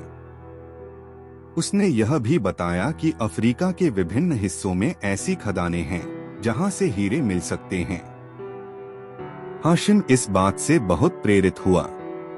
उसने सोचा कि अगर वह भी हीरे की खोज में सफल हो गया तो उसकी जिंदगी पूरी तरह बदल सकती है। कुछ दिन बाद उसने अपना खेत बेच दिया, अपनी पशुधन को भी बेचा और परिवार को पास के गांव में छोड़कर निकल पड़ा अपने सपनों की तलाश में। हाशिम ने वर्षों तक अलग अलग जगहों पर भटकते हुए हीरे की खोज की। वह लगातार मेहनत करता रहा, लेकिन उसे कुछ नहीं मिला। हर बार उसे निराशा ही हाथ लगती। उसके पास जितने भी पैसे थे धीरे धीरे खत्म हो गए और वह भूख और प्यास से बेहाल होकर एक दिन वापस अपने गांव लौट आया। उसकी हालत इतनी खराब हो चुकी थी कि गांव वाले उसे पहचान भी नहीं पा रहे थे। उसी गांव में एक नया किसान उस जमीन का मालिक बन गया था जो हाशिम ने अपने सपनों को पूरा करने के लिए बेच दी थी।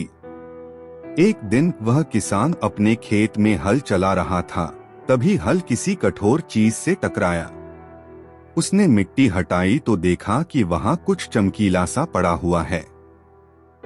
उसे लगा कि यह शायद कोई साधारण पत्थर है, लेकिन फिर भी उसे उत्सुकता हुई और उसने उस पत्थर को संभाल कर रख लिया।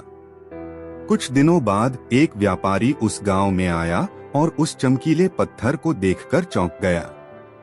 उसने उस किसान से कहा, तुम्हें पता है कि यह क्या है? यह एक बेशकीमती हीरा है। किसान को यकीन नहीं हुआ, लेकिन जब उस व्यापारी ने उसे और भी विशेषज्ञों से जांच कराया तो सभी ने उसे हीरा ही बताया। जल्द ही उस किसान ने अपनी जमीन पर और खुदाई की और उसे कई हीरे मिले।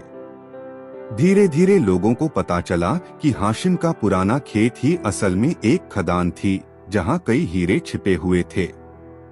हाशिम को यह सुनकर बहुत पछतावा हुआ। वह हीरे की तलाश में इतनी दूर दूर भटकता रहा, लेकिन उसे यह नहीं पता था कि जिस जमीन पर उसने अपना जीवन बिताया वही उसकी किस्मत थी।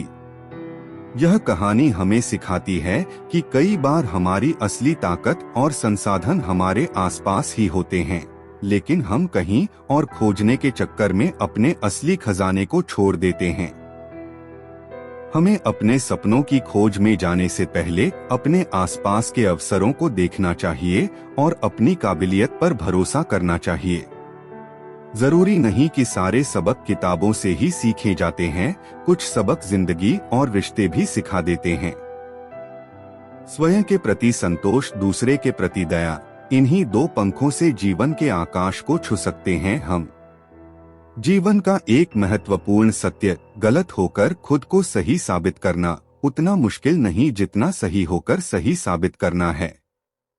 जीवन में कभी समझौता करना पड़े तो कोई बड़ी बात नहीं है, क्योंकि झुकता वही है जिसमें जान होती है, अकड़ तो मुर्दे की पहचान होती है। बहुत समय पहले हिमालय की घाटियों में एक महान ऋषि का आश्रम था, जहां लोग दूर दूर से ज्ञान प्राप्त करने आते थे। ऋषि का नाम महर्षि वेदांत था और उनके पास कई शिष्य थे। वे अपने शिष्यों को केवल शास्त्रों का ज्ञान ही नहीं, बल्कि जीवन का सही दृष्टिकोण भी सिखाते थे। उनके शिष्यों में एक विशेष शिष्य था जिसका नाम चेतन था। वह बहुत जिज्ञासु था और किसी भी चीज को जानने के लिए हमेशा उत्सुक रहता था। एक दिन चेतन ने अपने गुरु से पूछा, गुरुजी, क्या जीवन का अंतिम लक्ष्य केवल ज्ञान प्राप्त करना है? क्या इसमें कुछ और भी है? गुरुजी ने कहा, यह एक अच्छा प्रश्न है। ज्ञान से अधिक महत्वपूर्ण है उसका प्रयोग, लेकिन इसका उत्तर तुम स्वयं पाओगे। चेतन ने कहा कि वह हर उत्तर को खुद समझना चाहता है और अपने अनुभव से उसे जानना चाहता है। इस पर गुरुजी ने उसे कुछ दूर स्थित एक गांव में जाने के लिए कहा और बताया कि वहां उसका उत्तर मिल जाएगा। उन्होंने उसे निर्देश दिया कि वह हर गांव वाले से बातें करे, उनके जीवन को समझे और सबसे अंत में गांव के सबसे बूढ़े व्यक्ति से मिले। चेतन ने गुरु की बात मान ली और गांव के लिए निकल पड़ा। गांव में पहुंचकर चेतन ने एक किसान को देखा जो खेत में कठिन मेहनत कर रहा था।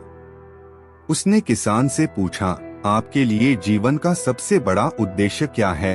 किसान ने कहा, मेरे लिए मेरा खेत और मेरे परिवार का सुख ही सब कुछ है। फिर चेतन एक कुम्हार के पास गया और उससे वही सवाल पूछा। कुम्हार ने जवाब दिया, मेरा जीवन मेरे काम में है। मैं मिट्टी को एक सुंदर आकार में ढालता हूँ और यही मेरे लिए संतोष का कारण है। चेतन ने धीरे धीरे गांव के हर व्यक्ति से मिलकर उनके जीवन के उद्देश्यों को समझने की कोशिश की। हर किसी का जवाब अलग था, लेकिन सभी अपने अपने काम में संतुष्ट और खुश थे। इससे चेतन ने जाना कि हर व्यक्ति का जीवन का अर्थ उसकी अपनी दृष्टि और अनुभव पर निर्भर है। अंत में चेतन गांव के सबसे वृद्ध व्यक्ति के पास पहुंचा। वह व्यक्ति जीवन के लगभग 100 वर्ष पूरे कर चुका था और अपने घर के सामने बैठे हुए नदी को देख रहा था। चेतन ने उससे पूछा, बाबा, आपके लिए जीवन का अंतिम लक्ष्य क्या है? वृद्ध व्यक्ति ने मुस्कुराते हुए कहा, जीवन का अंतिम लक्ष्य कुछ भी नहीं है, केवल वह समझने का प्रयास है कि जीवन में हर अनुभव एक सिखाने वाला पाठ है। वृद्ध व्यक्ति ने चेतन को नदी की ओर इशारा किया और कहा, देखो इस नदी को। यह बिना रुके बहती है, कभी आगे बढ़ती है तो कभी रुक जाती है। इसे न तो कोई मंजिल चाहिए और न ही कोई लक्ष्य। यह सिर्फ अपने बहने में संतुष्ट है। इसी प्रकार जीवन भी केवल बहाव में संतोष पाने का नाम है। चेतन को एहसास हुआ कि जीवन केवल लक्ष्य तक पहुंचने का नाम नहीं है, बल्कि यह उस यात्रा का नाम है जो हम उस लक्ष्य की ओर जाते हुए करते हैं। चेतन ने गांव से लौटकर अपने गुरु के सामने जाकर अपनी समझ को बताया। गुरु ने मुस्कुराते हुए कहा, तुमने सही सीखा चेतन। जीवन का उद्देश्य केवल कुछ प्राप्त करना नहीं है, बल्कि हर अनुभव से सीखना और संतोष पाना है। ज्ञान केवल तभी सार्थक होता है जब हम इसे अपने अनुभवों में ढाल पाते हैं। यह कहानी हमें यह सिखाती है कि जीवन का असली उद्देश्य केवल लक्ष्य प्राप्त करना नहीं है, बल्कि हर कदम पर सीखना और उस यात्रा में संतोष पाना है। हम सभी अपने अपने अनुभवों के माध्यम से जीवन की गहराई को समझ सकते हैं। जीवन में हमेशा इंतजार ही नहीं करना चाहिए, क्योंकि सही वक्त कभी नहीं आता, उसे लाना पड़ता है। इंसान एक ऐसा गाफिल मंसूबा साज है कि वह अपनी सारी जिंदगी की प्लानिंग में कभी अपनी मौत को शामिल ही नहीं करता। इंसान नीचे बैठा दौलत गिनता है, कल इतनी थी आज इतनी बढ़ गई। ऊपर वाला हंसता है और इंसान की सांसें गिनता है, कल इतनी थी आज इतनी कम हो गई। जिंदगी की उलझनों ने मेरी शरारतें कम कर दी और लोग समझते हैं कि मैं समझदार हो गया।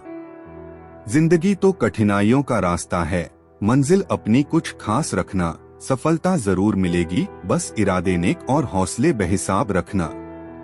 बहुत समय पहले की बात है, एक छोटे से गांव में एक गरीब लड़का रणवीर अपनी मां के साथ रहता था। उसका बचपन गरीबी में बीता, लेकिन उसमें एक अद्भुत गुण था, उसकी लगन और मेहनत। वह पढ़ाई में बहुत अच्छा था और हमेशा अपने शिक्षक की बातों को ध्यान से सुनता था। उसका सपना था कि वह एक दिन बड़ा आदमी बने और अपनी मां को सभी सुख सुविधाएं दे। रणवीर की मां मेहनत मजदूरी कर घर का खर्चा चलाती थी, लेकिन उसके पास इतने पैसे नहीं थे कि वह अपने बेटे को ऊंची शिक्षा दिला सके। लेकिन रणवीर ने हार नहीं मानी। उसने अपने गांव के पुस्तकालय में जाकर किताबें पढ़नी शुरू की और हर रोज कुछ नया सीखने का संकल्प लिया। रणवीर रोज सुबह जल्दी उठता और सूरज की पहली किरण के साथ पढ़ाई शुरू कर देता।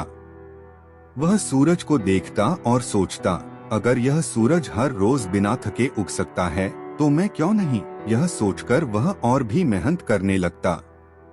एक दिन रणवीर के शिक्षक ने उसे एक प्रतियोगिता के बारे में बताया। यह प्रतियोगिता उन छात्रों के लिए थी जिनके पास साधन नहीं थे, लेकिन वे शिक्षा के प्रति गंभीर थे। जीतने वाले छात्रों को एक प्रतिष्ठित स्कूल में मुफ्त शिक्षा का मौका मिलता।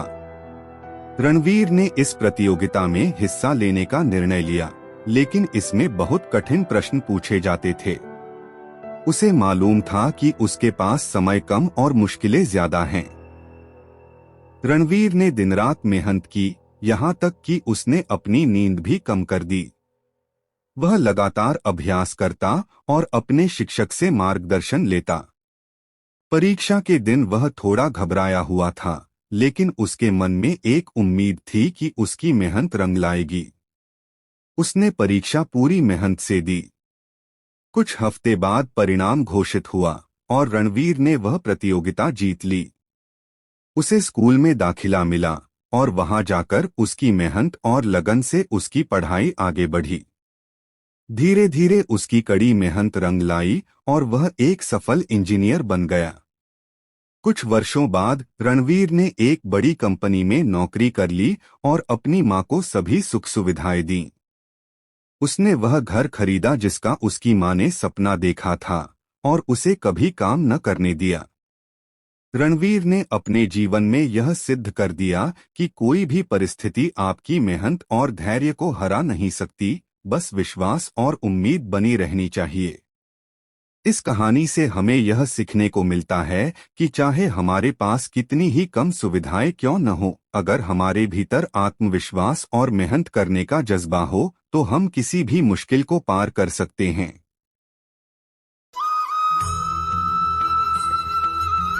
जहां सूर्य की किरण हो वहीं प्रकाश होता है, और जहां प्रेम की भाषा हो वहीं परिवार होता है।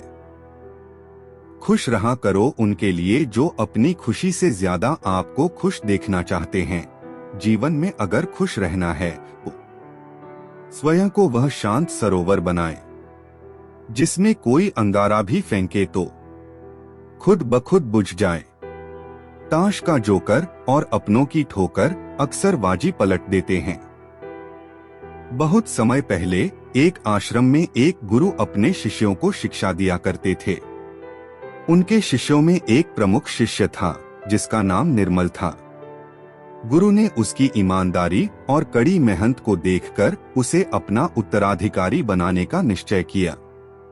लेकिन गुरु को यह देखना था कि निर्मल में वास्तविक त्याग और सेवा का भाव है या नहीं, इसलिए उन्होंने उसकी परीक्षा लेने की योजना बनाई। एक दिन गुरु ने निर्मल को बुलाया और कहा, निर्मल, मैंने सुना है कि पहाड़ों के उस पार एक विशेष प्रकार का फूल है जो केवल सुबह के समय खिलता है और उसके बाद मुरझा जाता है। अगर तुम मेरी सेवा में समर्पित हो तो मुझे वह फूल लाकर दो। निर्मल गुरु की आज्ञा का पालन करने के लिए उसी समय निकल पड़ा। उसने कठिनाइयों का सामना करते हुए लंबे रास्ते को पार किया, जंगलों और पहाड़ों को पार किया और आखिरकार उस जगह पर पहुंचा जहां वह फूल खिला हुआ था। लेकिन जैसे ही उसने फूल को तोड़ने की कोशिश की, उसे एक गरीब और बीमार वृद्ध महिला की आवाज सुनाई दी जो पानी के लिए पुकार रही थी। निर्मल ने सोचा कि अगर वह महिला को मदद देने के लिए रुकेगा तो फूल मुरझा जाएगा और गुरु की इच्छा पूरी नहीं होगी। लेकिन वह महिला की हालत देखकर खुद को रोक नहीं पाया। उसने उसे पानी पिलाया, भोजन कराया और उसकी देखभाल की। इस सब में उसे काफी समय लग गया और जब तक वह फूल तक वापस पहुंचा तब तक वह मुरझा चुका था। निर्मल खाली हाथ आश्रम लौट आया। उसने गुरु से क्षमा मांगी और पूरी घटना बता दी। यह सुनकर गुरु मुस्कुराए और निर्मल के सिर पर हाथ रखते हुए बोले, निर्मल, तुम्हारी परीक्षा फूल लाने की नहीं थी, बल्कि यह जानने की थी कि क्या तुम्हारे हृदय में दया और सेवा का भाव है।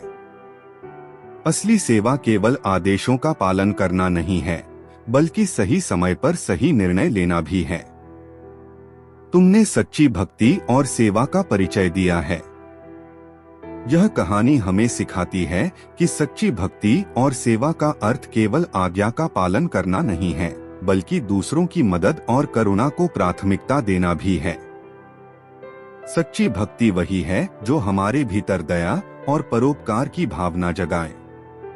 चलिए हम आपको एक और कहानी सुनाते हैं। वीडियो में आगे बढ़ने से पहले चैनल को सब्सक्राइब, वीडियो को लाइक और कमेंट में जय श्री कृष्णा लिखना ना भूलें। तो चलिए शुरू करते हैं। यहाँ एक और प्रेरणादायक कहानी है जो हमें जीवन में साहस, आत्मविश्वास और संकल्प का महत्व सिखाती है। एक जंगल में एक सुंदर चिड़िया रहती थी। वह रोज सुबह अपने बच्चों के लिए दाना चुगकर लाती और उन्हें प्यार से खिलाती। एक दिन जंगल में बहुत भयंकर आग लग गई। आग इतनी भयंकर थी कि जंगल के सभी जानवर अपने अपने जीवन को बचाने के लिए भाग रहे थे। हर जगह हाहाकार मचा हुआ था, लेकिन उस चिड़िया ने अपनी हिम्मत नहीं हारी और आग को बुझाने की ठान ली। चिड़िया पास के झरने तक उड़कर जाती, अपनी चोंच में थोड़ा पानी भरती और वापस आकर आग पर छिड़कती। वह बार बार ऐसा करती, बिना यह सोचे कि उसका यह छोटा सा प्रयास आग को बुझाने में कोई मदद कर भी पाएगा या नहीं। जंगल के दूसरे जानवर उसे देखकर हंसने लगे और बोले, तुम्हारी चोंच में इतना सा पानी आग बुझाने में कुछ नहीं कर पाएगा। तुम क्यों इतनी मेहनत कर रही हो? चिड़िया ने जवाब दिया, हो सकता है मेरा यह प्रयास आग को न बुझा पाए, लेकिन मैं अपनी तरफ से पूरी कोशिश कर रही हूँ। कम से कम बाद में मुझे यह पछतावा नहीं होगा कि मैंने कुछ नहीं किया। मैं अपनी क्षमता के अनुसार अपना योगदान दे रही हूँ। उसकी लगन और हिम्मत देखकर कुछ और पक्षी भी उसकी मदद के लिए आगे आए और उसके साथ पानी लाने लगे। धीरे धीरे आग पर काबू पाया जाने लगा। यह देखकर जंगल के और जानवरों को भी प्रेरणा मिली और वे भी मदद करने लगे। थोड़ी ही देर में आग पर पूरी तरह से काबू पा लिया गया। सभी ने चिड़िया की प्रशंसा की और उसे सम्मान दिया। उस दिन के बाद चिड़िया सभी के लिए प्रेरणा का प्रतीक बन गई। यह कहानी हमें सिखाती है कि कोई भी काम छोटा या बड़ा नहीं होता। अगर हम दिल से कोई प्रयास करते हैं तो हमारे छोटे छोटे प्रयास भी बड़े बदलाव ला सकते हैं। हमें हमेशा अपनी क्षमता के अनुसार प्रयास करना चाहिए, भले ही परिस्थिति कैसी भी हो। यहाँ एक और प्रेरणादायक कहानी है जो जीवन में धैर्य, सही दृष्टिकोण और परिस्थिति को समझकर सही फैसले लेने का महत्व सिखाती है। एक समय की बात है, एक व्यक्ति अपने जीवन की कठिनाइयों से बहुत परेशान था। उसे हर चीज से शिकायत रहती थी, कभी काम से, कभी परिवार से और कभी अपने दोस्तों से। वह हर वक्त दूसरों की गलतियों पर ध्यान देता और उन्हें दोष देता। धीरे धीरे उसकी आदत ऐसी हो गई कि लोग उससे कतराने लगे। उसकी यह आदत देखकर उसके गुरु ने उसे सिखाने के लिए एक योजना बनाई। एक दिन गुरु ने उसे अपने पास बुलाया और कहा, तुम्हारे भीतर गहरी समस्याएं हैं, लेकिन यदि तुम सच्चाई को देख सको तो यह तुम्हारे लिए समाधान का रास्ता बन सकती है। उन्होंने उसे एक बड़े कमरे में ले जाकर एक दीवार के सामने खड़ा कर दिया।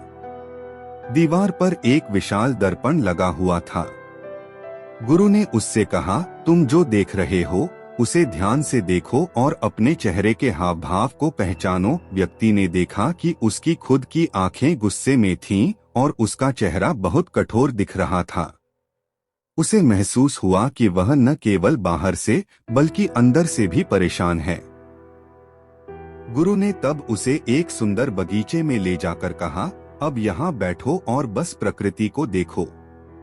अपनी सभी चिंताओं को भूल जाओ और बस यहाँ की सुंदरता को महसूस करो। उस व्यक्ति ने कुछ समय वहाँ बैठकर बगीचे की हरियाली, पंछियों की चहचहाहट और ताजगी को महसूस किया। उसके मन में शांति का अनुभव हुआ और उसके चेहरे पर एक मुस्कान आ गई। गुरु ने मुस्कुराते हुए कहा, तुमने देखा, जब तुम दर्पण के सामने खड़े थे तो तुम्हारा चेहरा और विचार कठोर थे। तुम जैसे महसूस करते हो वैसे ही तुम्हें बाहर की दुनिया भी दिखती है। लेकिन जब तुम बगीचे में आए और शांति को महसूस किया तो तुम्हारे चेहरे पर अपने आप मुस्कान आ गई। जीवन भी ऐसा ही है, जो तुम अपने भीतर रखते हो वही तुम्हें बाहर दिखाई देता है।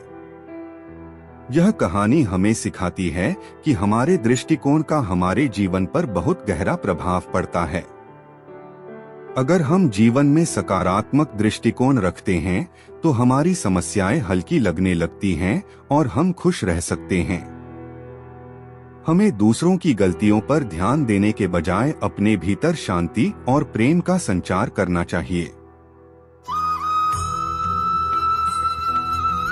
गिरना अच्छा है, औकात का पता चलता है।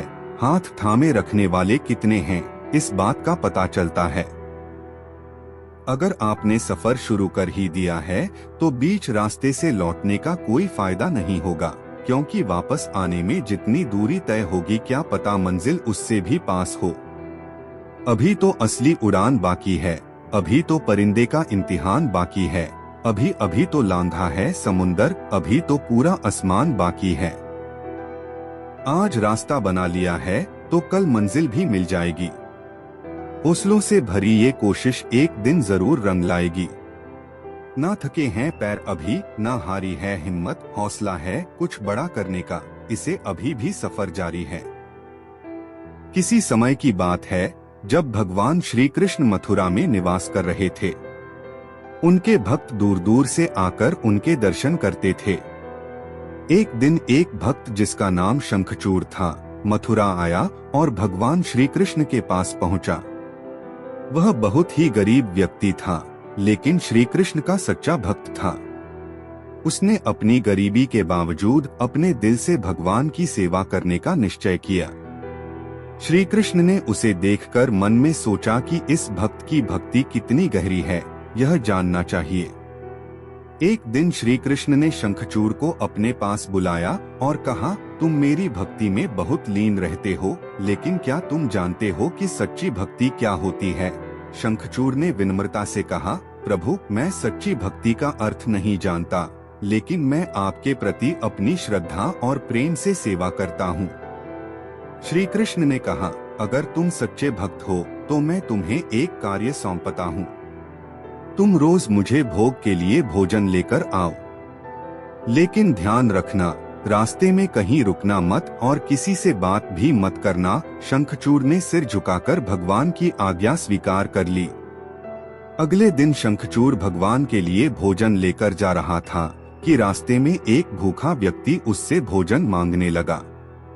शंखचूड़ पहले तो रुका नहीं, लेकिन फिर उसने सोचा कि यदि उसने उस भूखे व्यक्ति को भोजन नहीं दिया तो उसकी भक्ति का क्या अर्थ। वह व्यक्ति के पास गया और भोजन उसे दे दिया। जब शंखचूड़ श्री कृष्ण के पास पहुंचा तो खाली हाथ था। श्री कृष्ण ने उससे कहा, तुमने मेरी आज्ञा का पालन नहीं किया और रास्ते में रुक गए। शंखचूड़ ने माफी मांगते हुए कहा, प्रभु, मेरे मन में एक भूखे व्यक्ति के लिए दया का भाव आया। मैंने सोचा कि आपकी भक्ति का अर्थ यह नहीं है कि हम दूसरों की पीड़ा को नजरअंदाज कर दें। श्री कृष्ण ने मुस्कुराते हुए कहा, यही सच्ची भक्ति है शंखचूड़। सच्ची भक्ति वह है जिसमें प्रेम, करुणा और दूसरों के प्रति सेवा का भाव हो। केवल मेरे प्रति नहीं, बल्कि हर जीव के प्रति यह भाव होना चाहिए। यह कहानी हमें सिखाती है कि सच्ची भक्ति केवल पूजा पाठ में नहीं है, बल्कि दूसरों की सेवा और करुणा में भी है। जब हम सभी जीवों को एक समान प्रेम और दया से देखते हैं, तब हम वास्तव में सच्चे भक्त बनते हैं। जिंदगी ने जो दे दिया उसके लिए जिंदगी को सलाम है।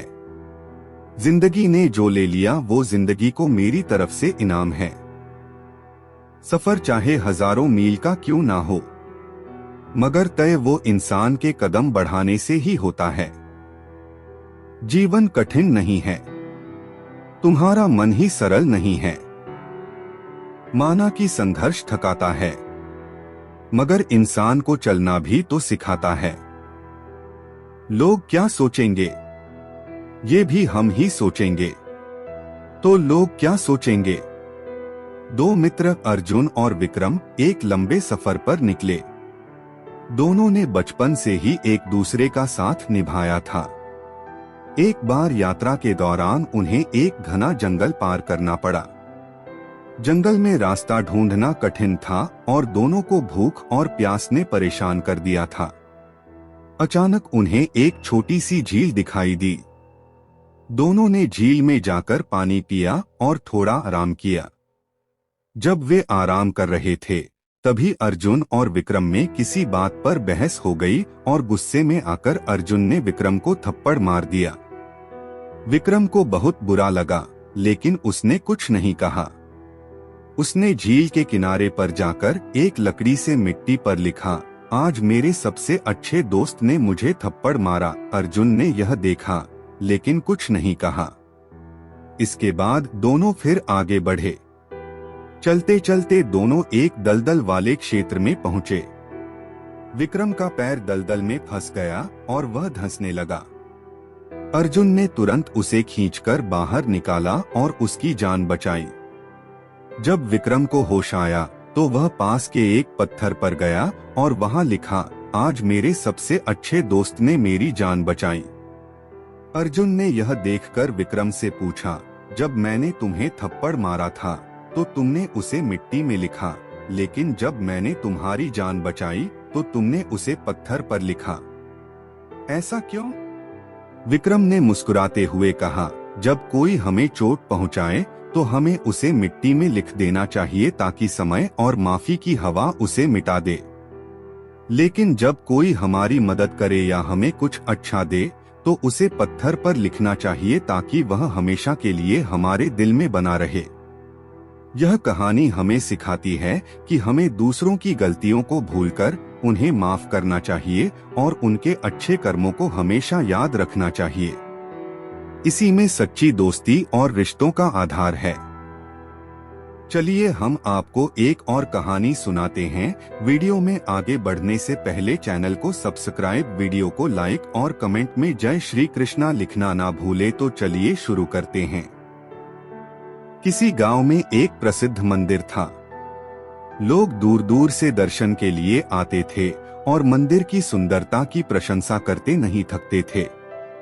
मंदिर के बीचों बीच एक बहुत ही सुंदर मूर्ति स्थापित थी, जिसे देखने के लिए लोग लाइन में लगते थे।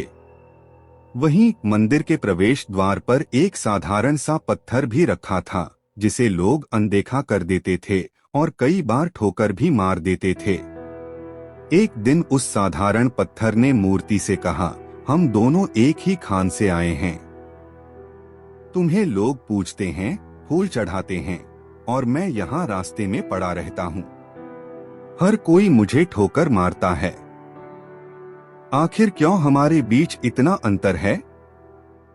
मूर्ति ने धैर्य से जवाब दिया, भाई, जब हमें पत्थर से तराशने के लिए मूर्तिकार के पास ले जाया गया था, तो उसने तुमसे पूछा था कि क्या तुम खुद को उसके हाथों से तराशने की अनुमति दोगे। तुमने मना कर दिया था क्योंकि तुम्हें यह कठिन लगा। लेकिन मैंने सहमति दे दी और मूर्तिकार ने मुझे काट काट कर इस रूप में ढाल दिया। उस कठिन प्रक्रिया ने मुझे यहाँ पहुँचाया, जबकि तुमने आसान रास्ता चुना और अब प्रवेश द्वार पर पड़े हो। यह सुनकर पत्थर को अपनी गलती का एहसास हुआ। उसने समझा कि अगर उसने भी थोड़ी तकलीफ सह ली होती तो आज उसकी भी पूजा होती। मूर्ति ने कहा, जीवन में जो लोग कठिनाइयों और परेशानियों का सामना करने के लिए तैयार रहते हैं, वही असली सफलता और सम्मान प्राप्त करते हैं। आसान रास्ता भले ही सुविधाजनक लगे, लेकिन इसके परिणाम हमेशा संतोषजनक नहीं होते। यह कहानी हमें सिखाती है कि जीवन में सफलता और सम्मान पाने के लिए कठिनाइयों का सामना करना और उनसे कुछ सीखना जरूरी है। जो लोग चुनौतियों का सामना करने से डरते हैं, वे जीवन में पीछे रह जाते हैं।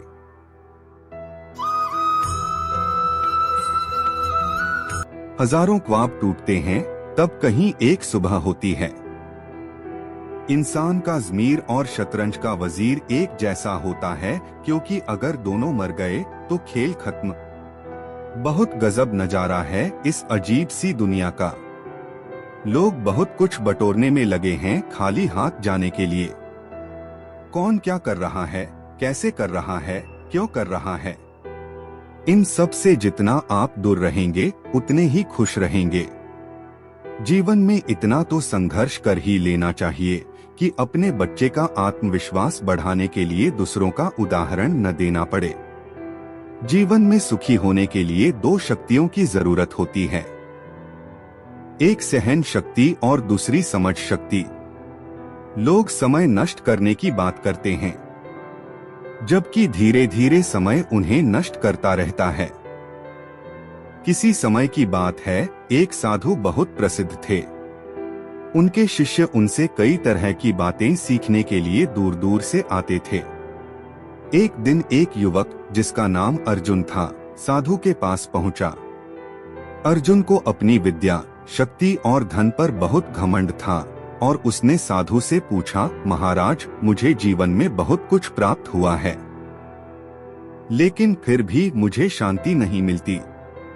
आप मुझे कोई उपाय बताइए जिससे मुझे शांति मिले।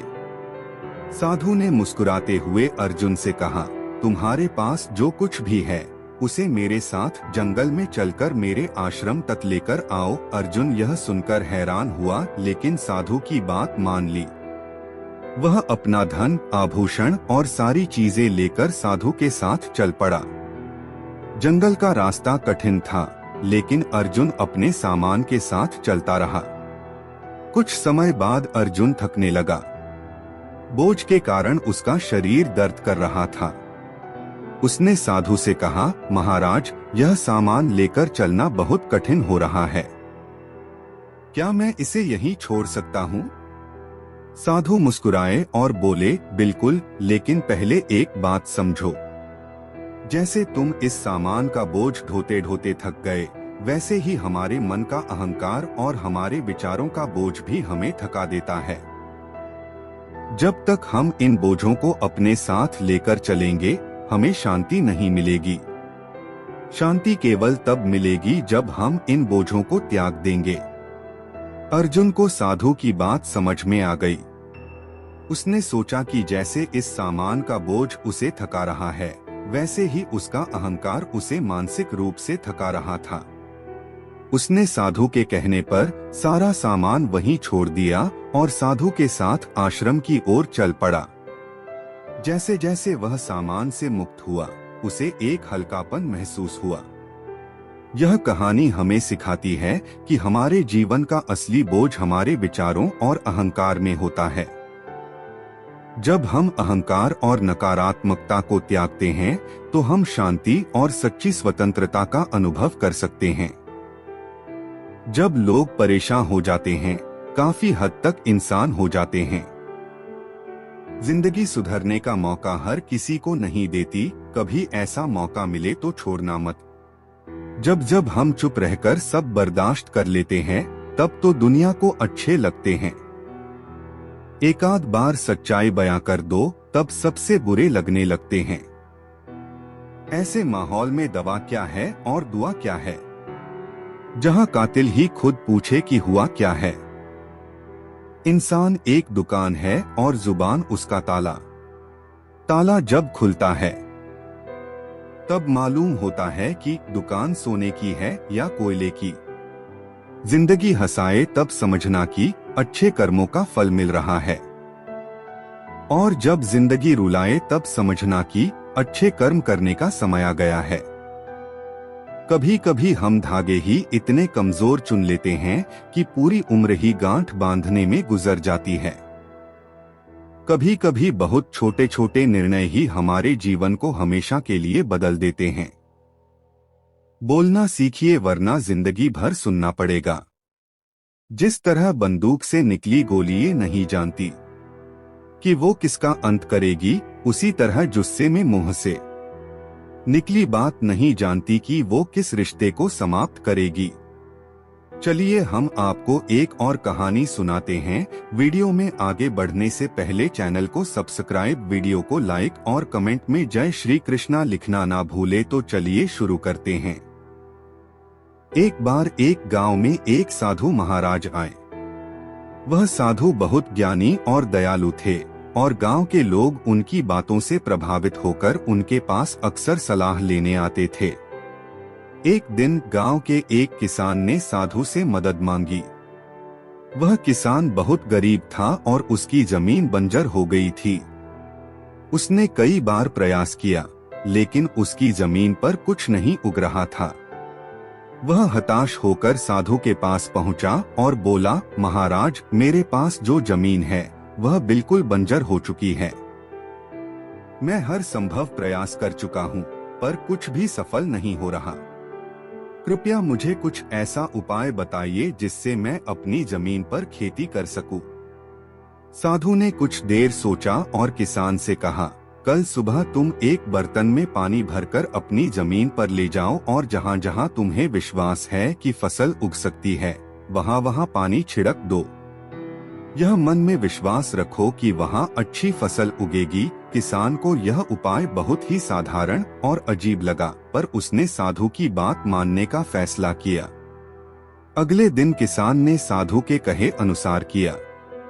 वह अपनी बंजर जमीन पर गया, वहां पानी छिड़का, और हर बार उसने मन में यह सोचा कि उसकी जमीन पर अच्छी फसल होगी।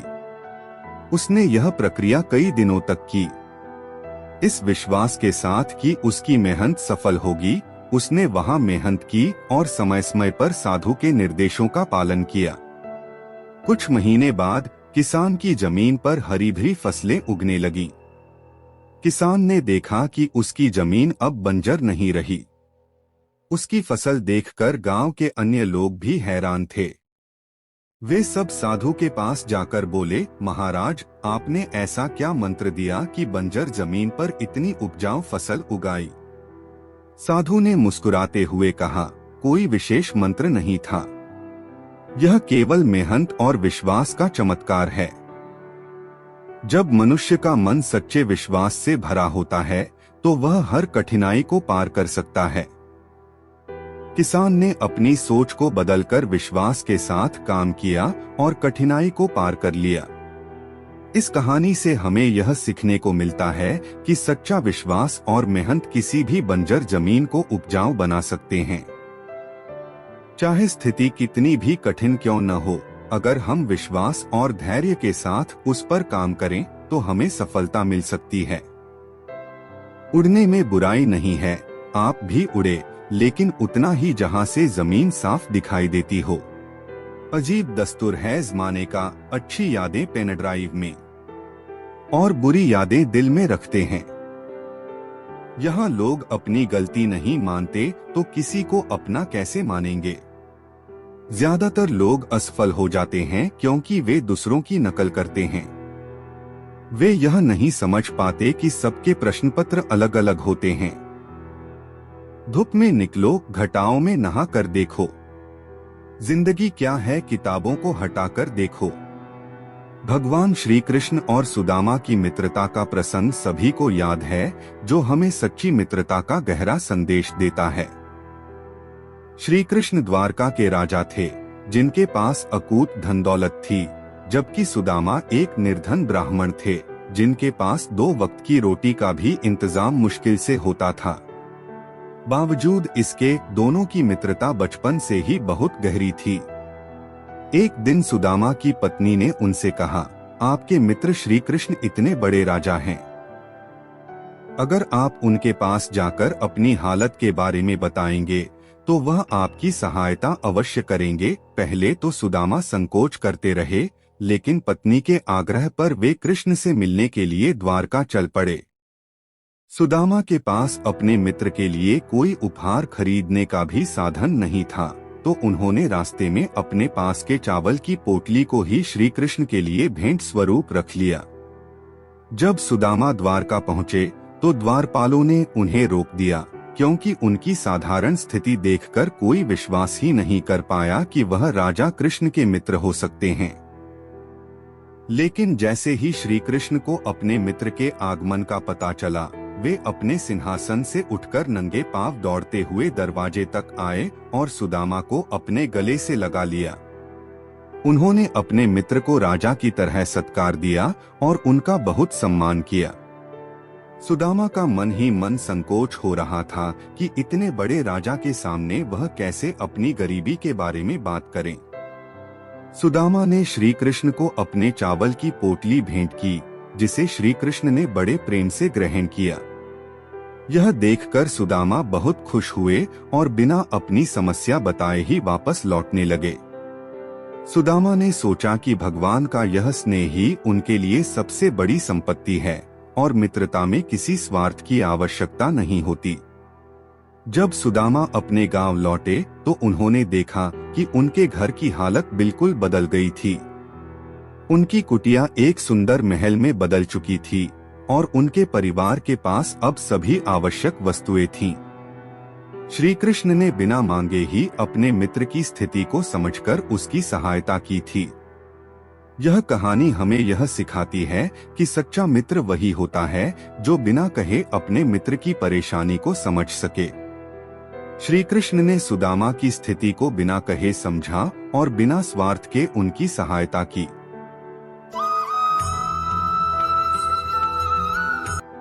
कितने अजीब हैं ये जमाने के लोग, खिलौना छोड़कर जज्बातों से खेलते हैं।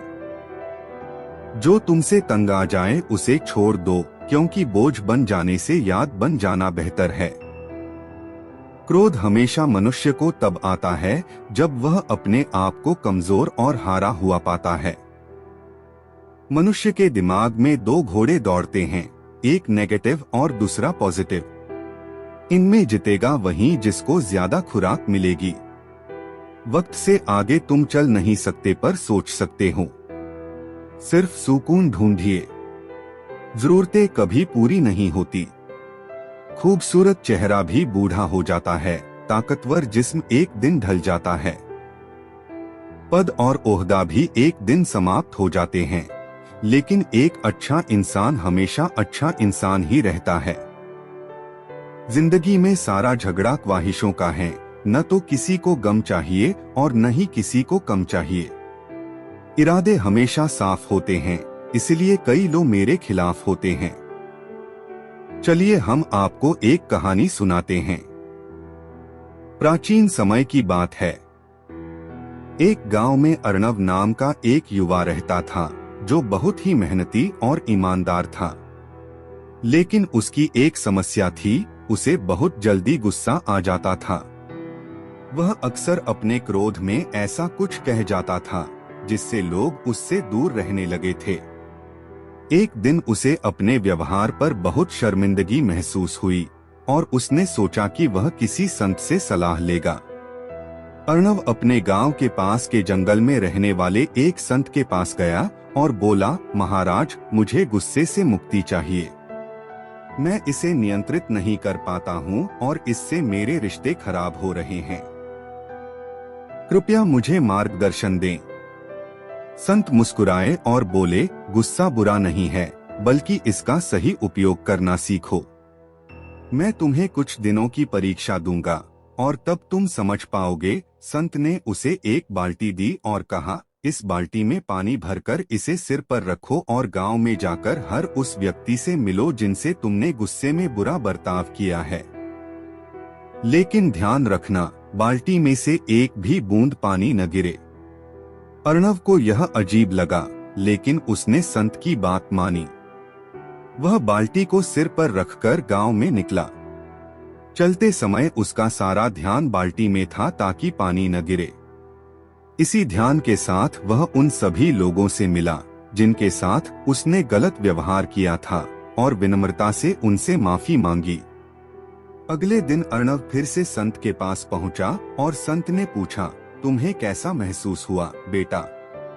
अर्णव ने उत्तर दिया, महाराज, बाल्टी पर ध्यान केंद्रित रखने के कारण मैं किसी भी तरह के नकारात्मक विचार या क्रोध की ओर ध्यान नहीं दे सका और इसके चलते मुझे एक अजीब सा सुकून और संतोष मिला। संत ने गहरी बात कही, यही तो गुस्से का सही उपयोग है। अगर तुम अपने गुस्से को नियंत्रित करना सीख लो और उसे किसी सकारात्मक कार्य में केंद्रित करो तो तुम्हें जीवन में बहुत शांति मिलेगी। क्रोध को अपने ऊपर हावी मत होने दो। इसे अपनी ताकत बनाओ और अपने लक्ष्य की ओर ध्यान केंद्रित करो। यह कहानी हमें सिखाती है कि गुस्सा बुरा नहीं है, अगर हम उसे सही दिशा में लगाएं। जब हम गुस्से को सकारात्मक तरीके से नियंत्रित करना सीखते हैं, तो यह हमारी ताकत बन जाता है। हमारे जीवन में जो भी नकारात्मकता है, उसे अपने लक्ष्य और अच्छे कार्यों की ओर मोड़ना ही असली सफलता है। सोचा नहीं कि वक्त ऐसा भी आएगा, फुर्सत सबको होगी पर मिल कोई नहीं पाएगा। कुछ सच तो हम पहले से जानते थे, बस देखना चाहते थे कि लोग झूठ कहां तक बोल सकते हैं। सच बोलने के लिए कोई तैयारी नहीं करनी पड़ती, सच हमेशा दिल से निकलता है। गलती उसी से होती है जो मेहनत से काम करता है। निकम्मों की जिंदगी तो दूसरों की बुराई खोजने में खत्म हो जाती है। आप अपने शब्दों को चाहे जितनी भी समझदारी से बोलिए, लेकिन सुनने वाला अपनी योग्यता और अपने मन के विचारों के अनुसार ही उसका मतलब निकालता है। अहंकार न पालिए जनाब, वक्त के समंदर में कई सिकंदर डूब गए। बस इतनी सी बात समुंदर को खल गई, एक कागज की नाव मुझ पे कैसे चल गई। रिश्ते वहां हैं, खरीदार जहां हैं। समझदार व्यक्ति जब संबंध निभाना बंद कर दें, तो समझ लो उसके आत्मसम्मान को कहीं ना कहीं ठेस पहुंची है। वो बुलंदी किस काम की जनाब? इंसान चढ़े और इंसानियत उतर जाए। यूं ना छोड़ जिंदगी की किताब को खुला, बेवक्त की हवा ना जाने कौन सा पन्ना पलट दें। किसी इंसान के आज को देखकर उसके भविष्य का मजाक मत उड़ाओ, क्योंकि समय में इतनी शक्ति है कि वो कोयले को धीरे धीरे हीरे में बदल देता है। समय जब फैसला करता है, तब गवाहों की जरूरत नहीं होती। वक्त और किस्मत पर कभी घमंड ना करो, सुबह उनकी भी होती है जिनको। बहुत समय पहले की बात है, एक छोटे से गांव में एक संत रहते थे। वह संत अपनी सरलता और ज्ञान के लिए जाने जाते थे। गांव के लोग उनके पास आकर सवाल पूछते थे और संत हमेशा धैर्यपूर्वक उत्तर देते थे। एक दिन गांव का एक युवा, जिसका नाम था रामू, संत के पास गया। रामू बहुत उत्साही था, लेकिन उसकी एक समस्या थी, वह हमेशा दूसरों से बेहतर साबित होने की कोशिश में लगा रहता था। वह चाहता था कि लोग उसे सबसे बुद्धिमान समझें। रामू ने संत से कहा, महाराज, मैं जानता हूँ कि मैं बहुत अच्छा हूँ, लेकिन लोग मुझे सही से समझ नहीं पाते।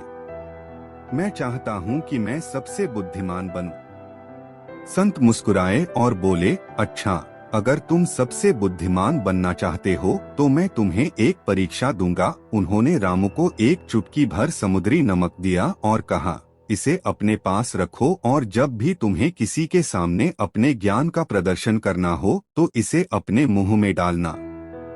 यह तुम्हें याद दिलाएगा कि सच्चा ज्ञान सरलता में है। रामू ने संत की बात मान ली और नमक अपने पास रखने लगा। वह जैसे ही गांव में गया, उसने देखा कि लोग उसके ज्ञान की प्रशंसा कर रहे हैं। लेकिन जब वह नमक मुंह में डालता तो उसे अपनी ओवर कॉन्फिडेंस का एहसास होता। वह समझ गया कि वह हमेशा दूसरों को प्रभावित करने की कोशिश में लगा रहता है और सच्चा ज्ञान समझने में चूक रहा है। कुछ समय बाद संत ने रामू को फिर से बुलाया और पूछा, क्या तुमने कुछ सीखा? रामू ने उत्तर दिया, मुझे एहसास हुआ है कि सच्चा ज्ञान केवल दिखावा नहीं है। यह सरलता, धैर्य और दूसरों की मदद करने में है। जब मैं नमक खाता था तो मुझे याद आता था कि मुझे अपने ज्ञान का प्रदर्शन नहीं करना चाहिए, बल्कि दूसरों के साथ मिलकर चलना चाहिए।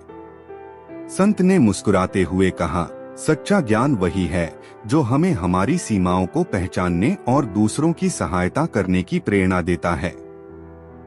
जब हम खुद को बड़ा दिखाने की कोशिश करते हैं तो हम अपने आप को औरों से दूर कर लेते हैं। यह कहानी हमें यह सिखाती है कि ज्ञान का सही उपयोग तभी होता है जब हम इसे सरलता और विनम्रता के साथ साझा करें। असली बुद्धिमानी तब है जब हम दूसरों की मदद करें और अपनी योग्यताओं को दिखाने की बजाय अपने ज्ञान को बढ़ाएं। चलिए हम आपको एक और कहानी सुनाते हैं। वीडियो में आगे बढ़ने से पहले चैनल को सब्सक्राइब और वीडियो को लाइक कर देना। तो चलिए शुरू करते हैं। बहुत समय पहले की बात है, एक छोटे से गांव में एक प्रसिद्ध साधु रहते थे। उनका नाम था श्रीवर्धन। वे साधु अपनी साधना और ज्ञान के लिए जाने जाते थे। गांव वाले उनके पास अपने समस्याओं का समाधान पूछने आते थे। साधु हमेशा एक सरल और गहन उत्तर देते थे जो लोगों को जीवन में सही रास्ता दिखाते थे। एक दिन गांव का एक युवा जिसका नाम विजय था, साधु के पास आया। विजय हमेशा धन और संपत्ति की इच्छा करता था। उसने साधु से कहा, महाराज, मैं धनवान बनना चाहता हूँ।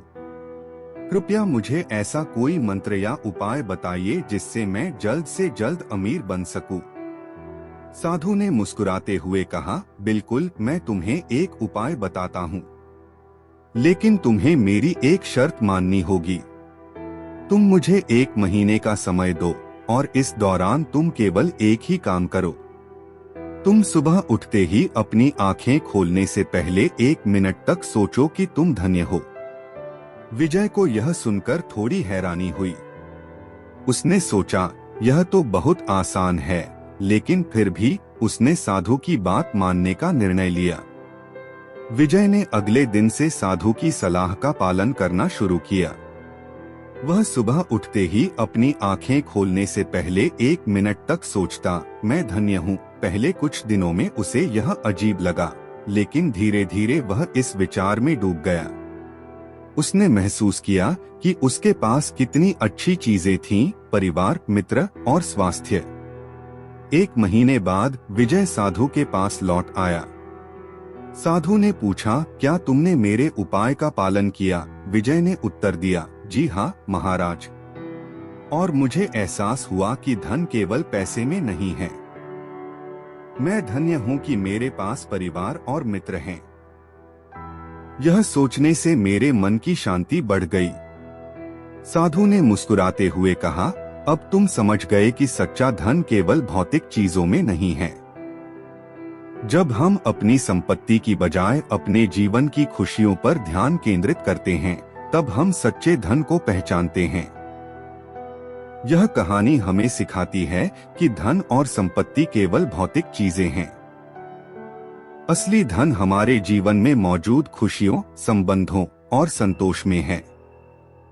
जब हम अपनी दृष्टि को धन्य जीवन की ओर मोड़ते हैं, तो हम सच्चे धन का अनुभव करते हैं।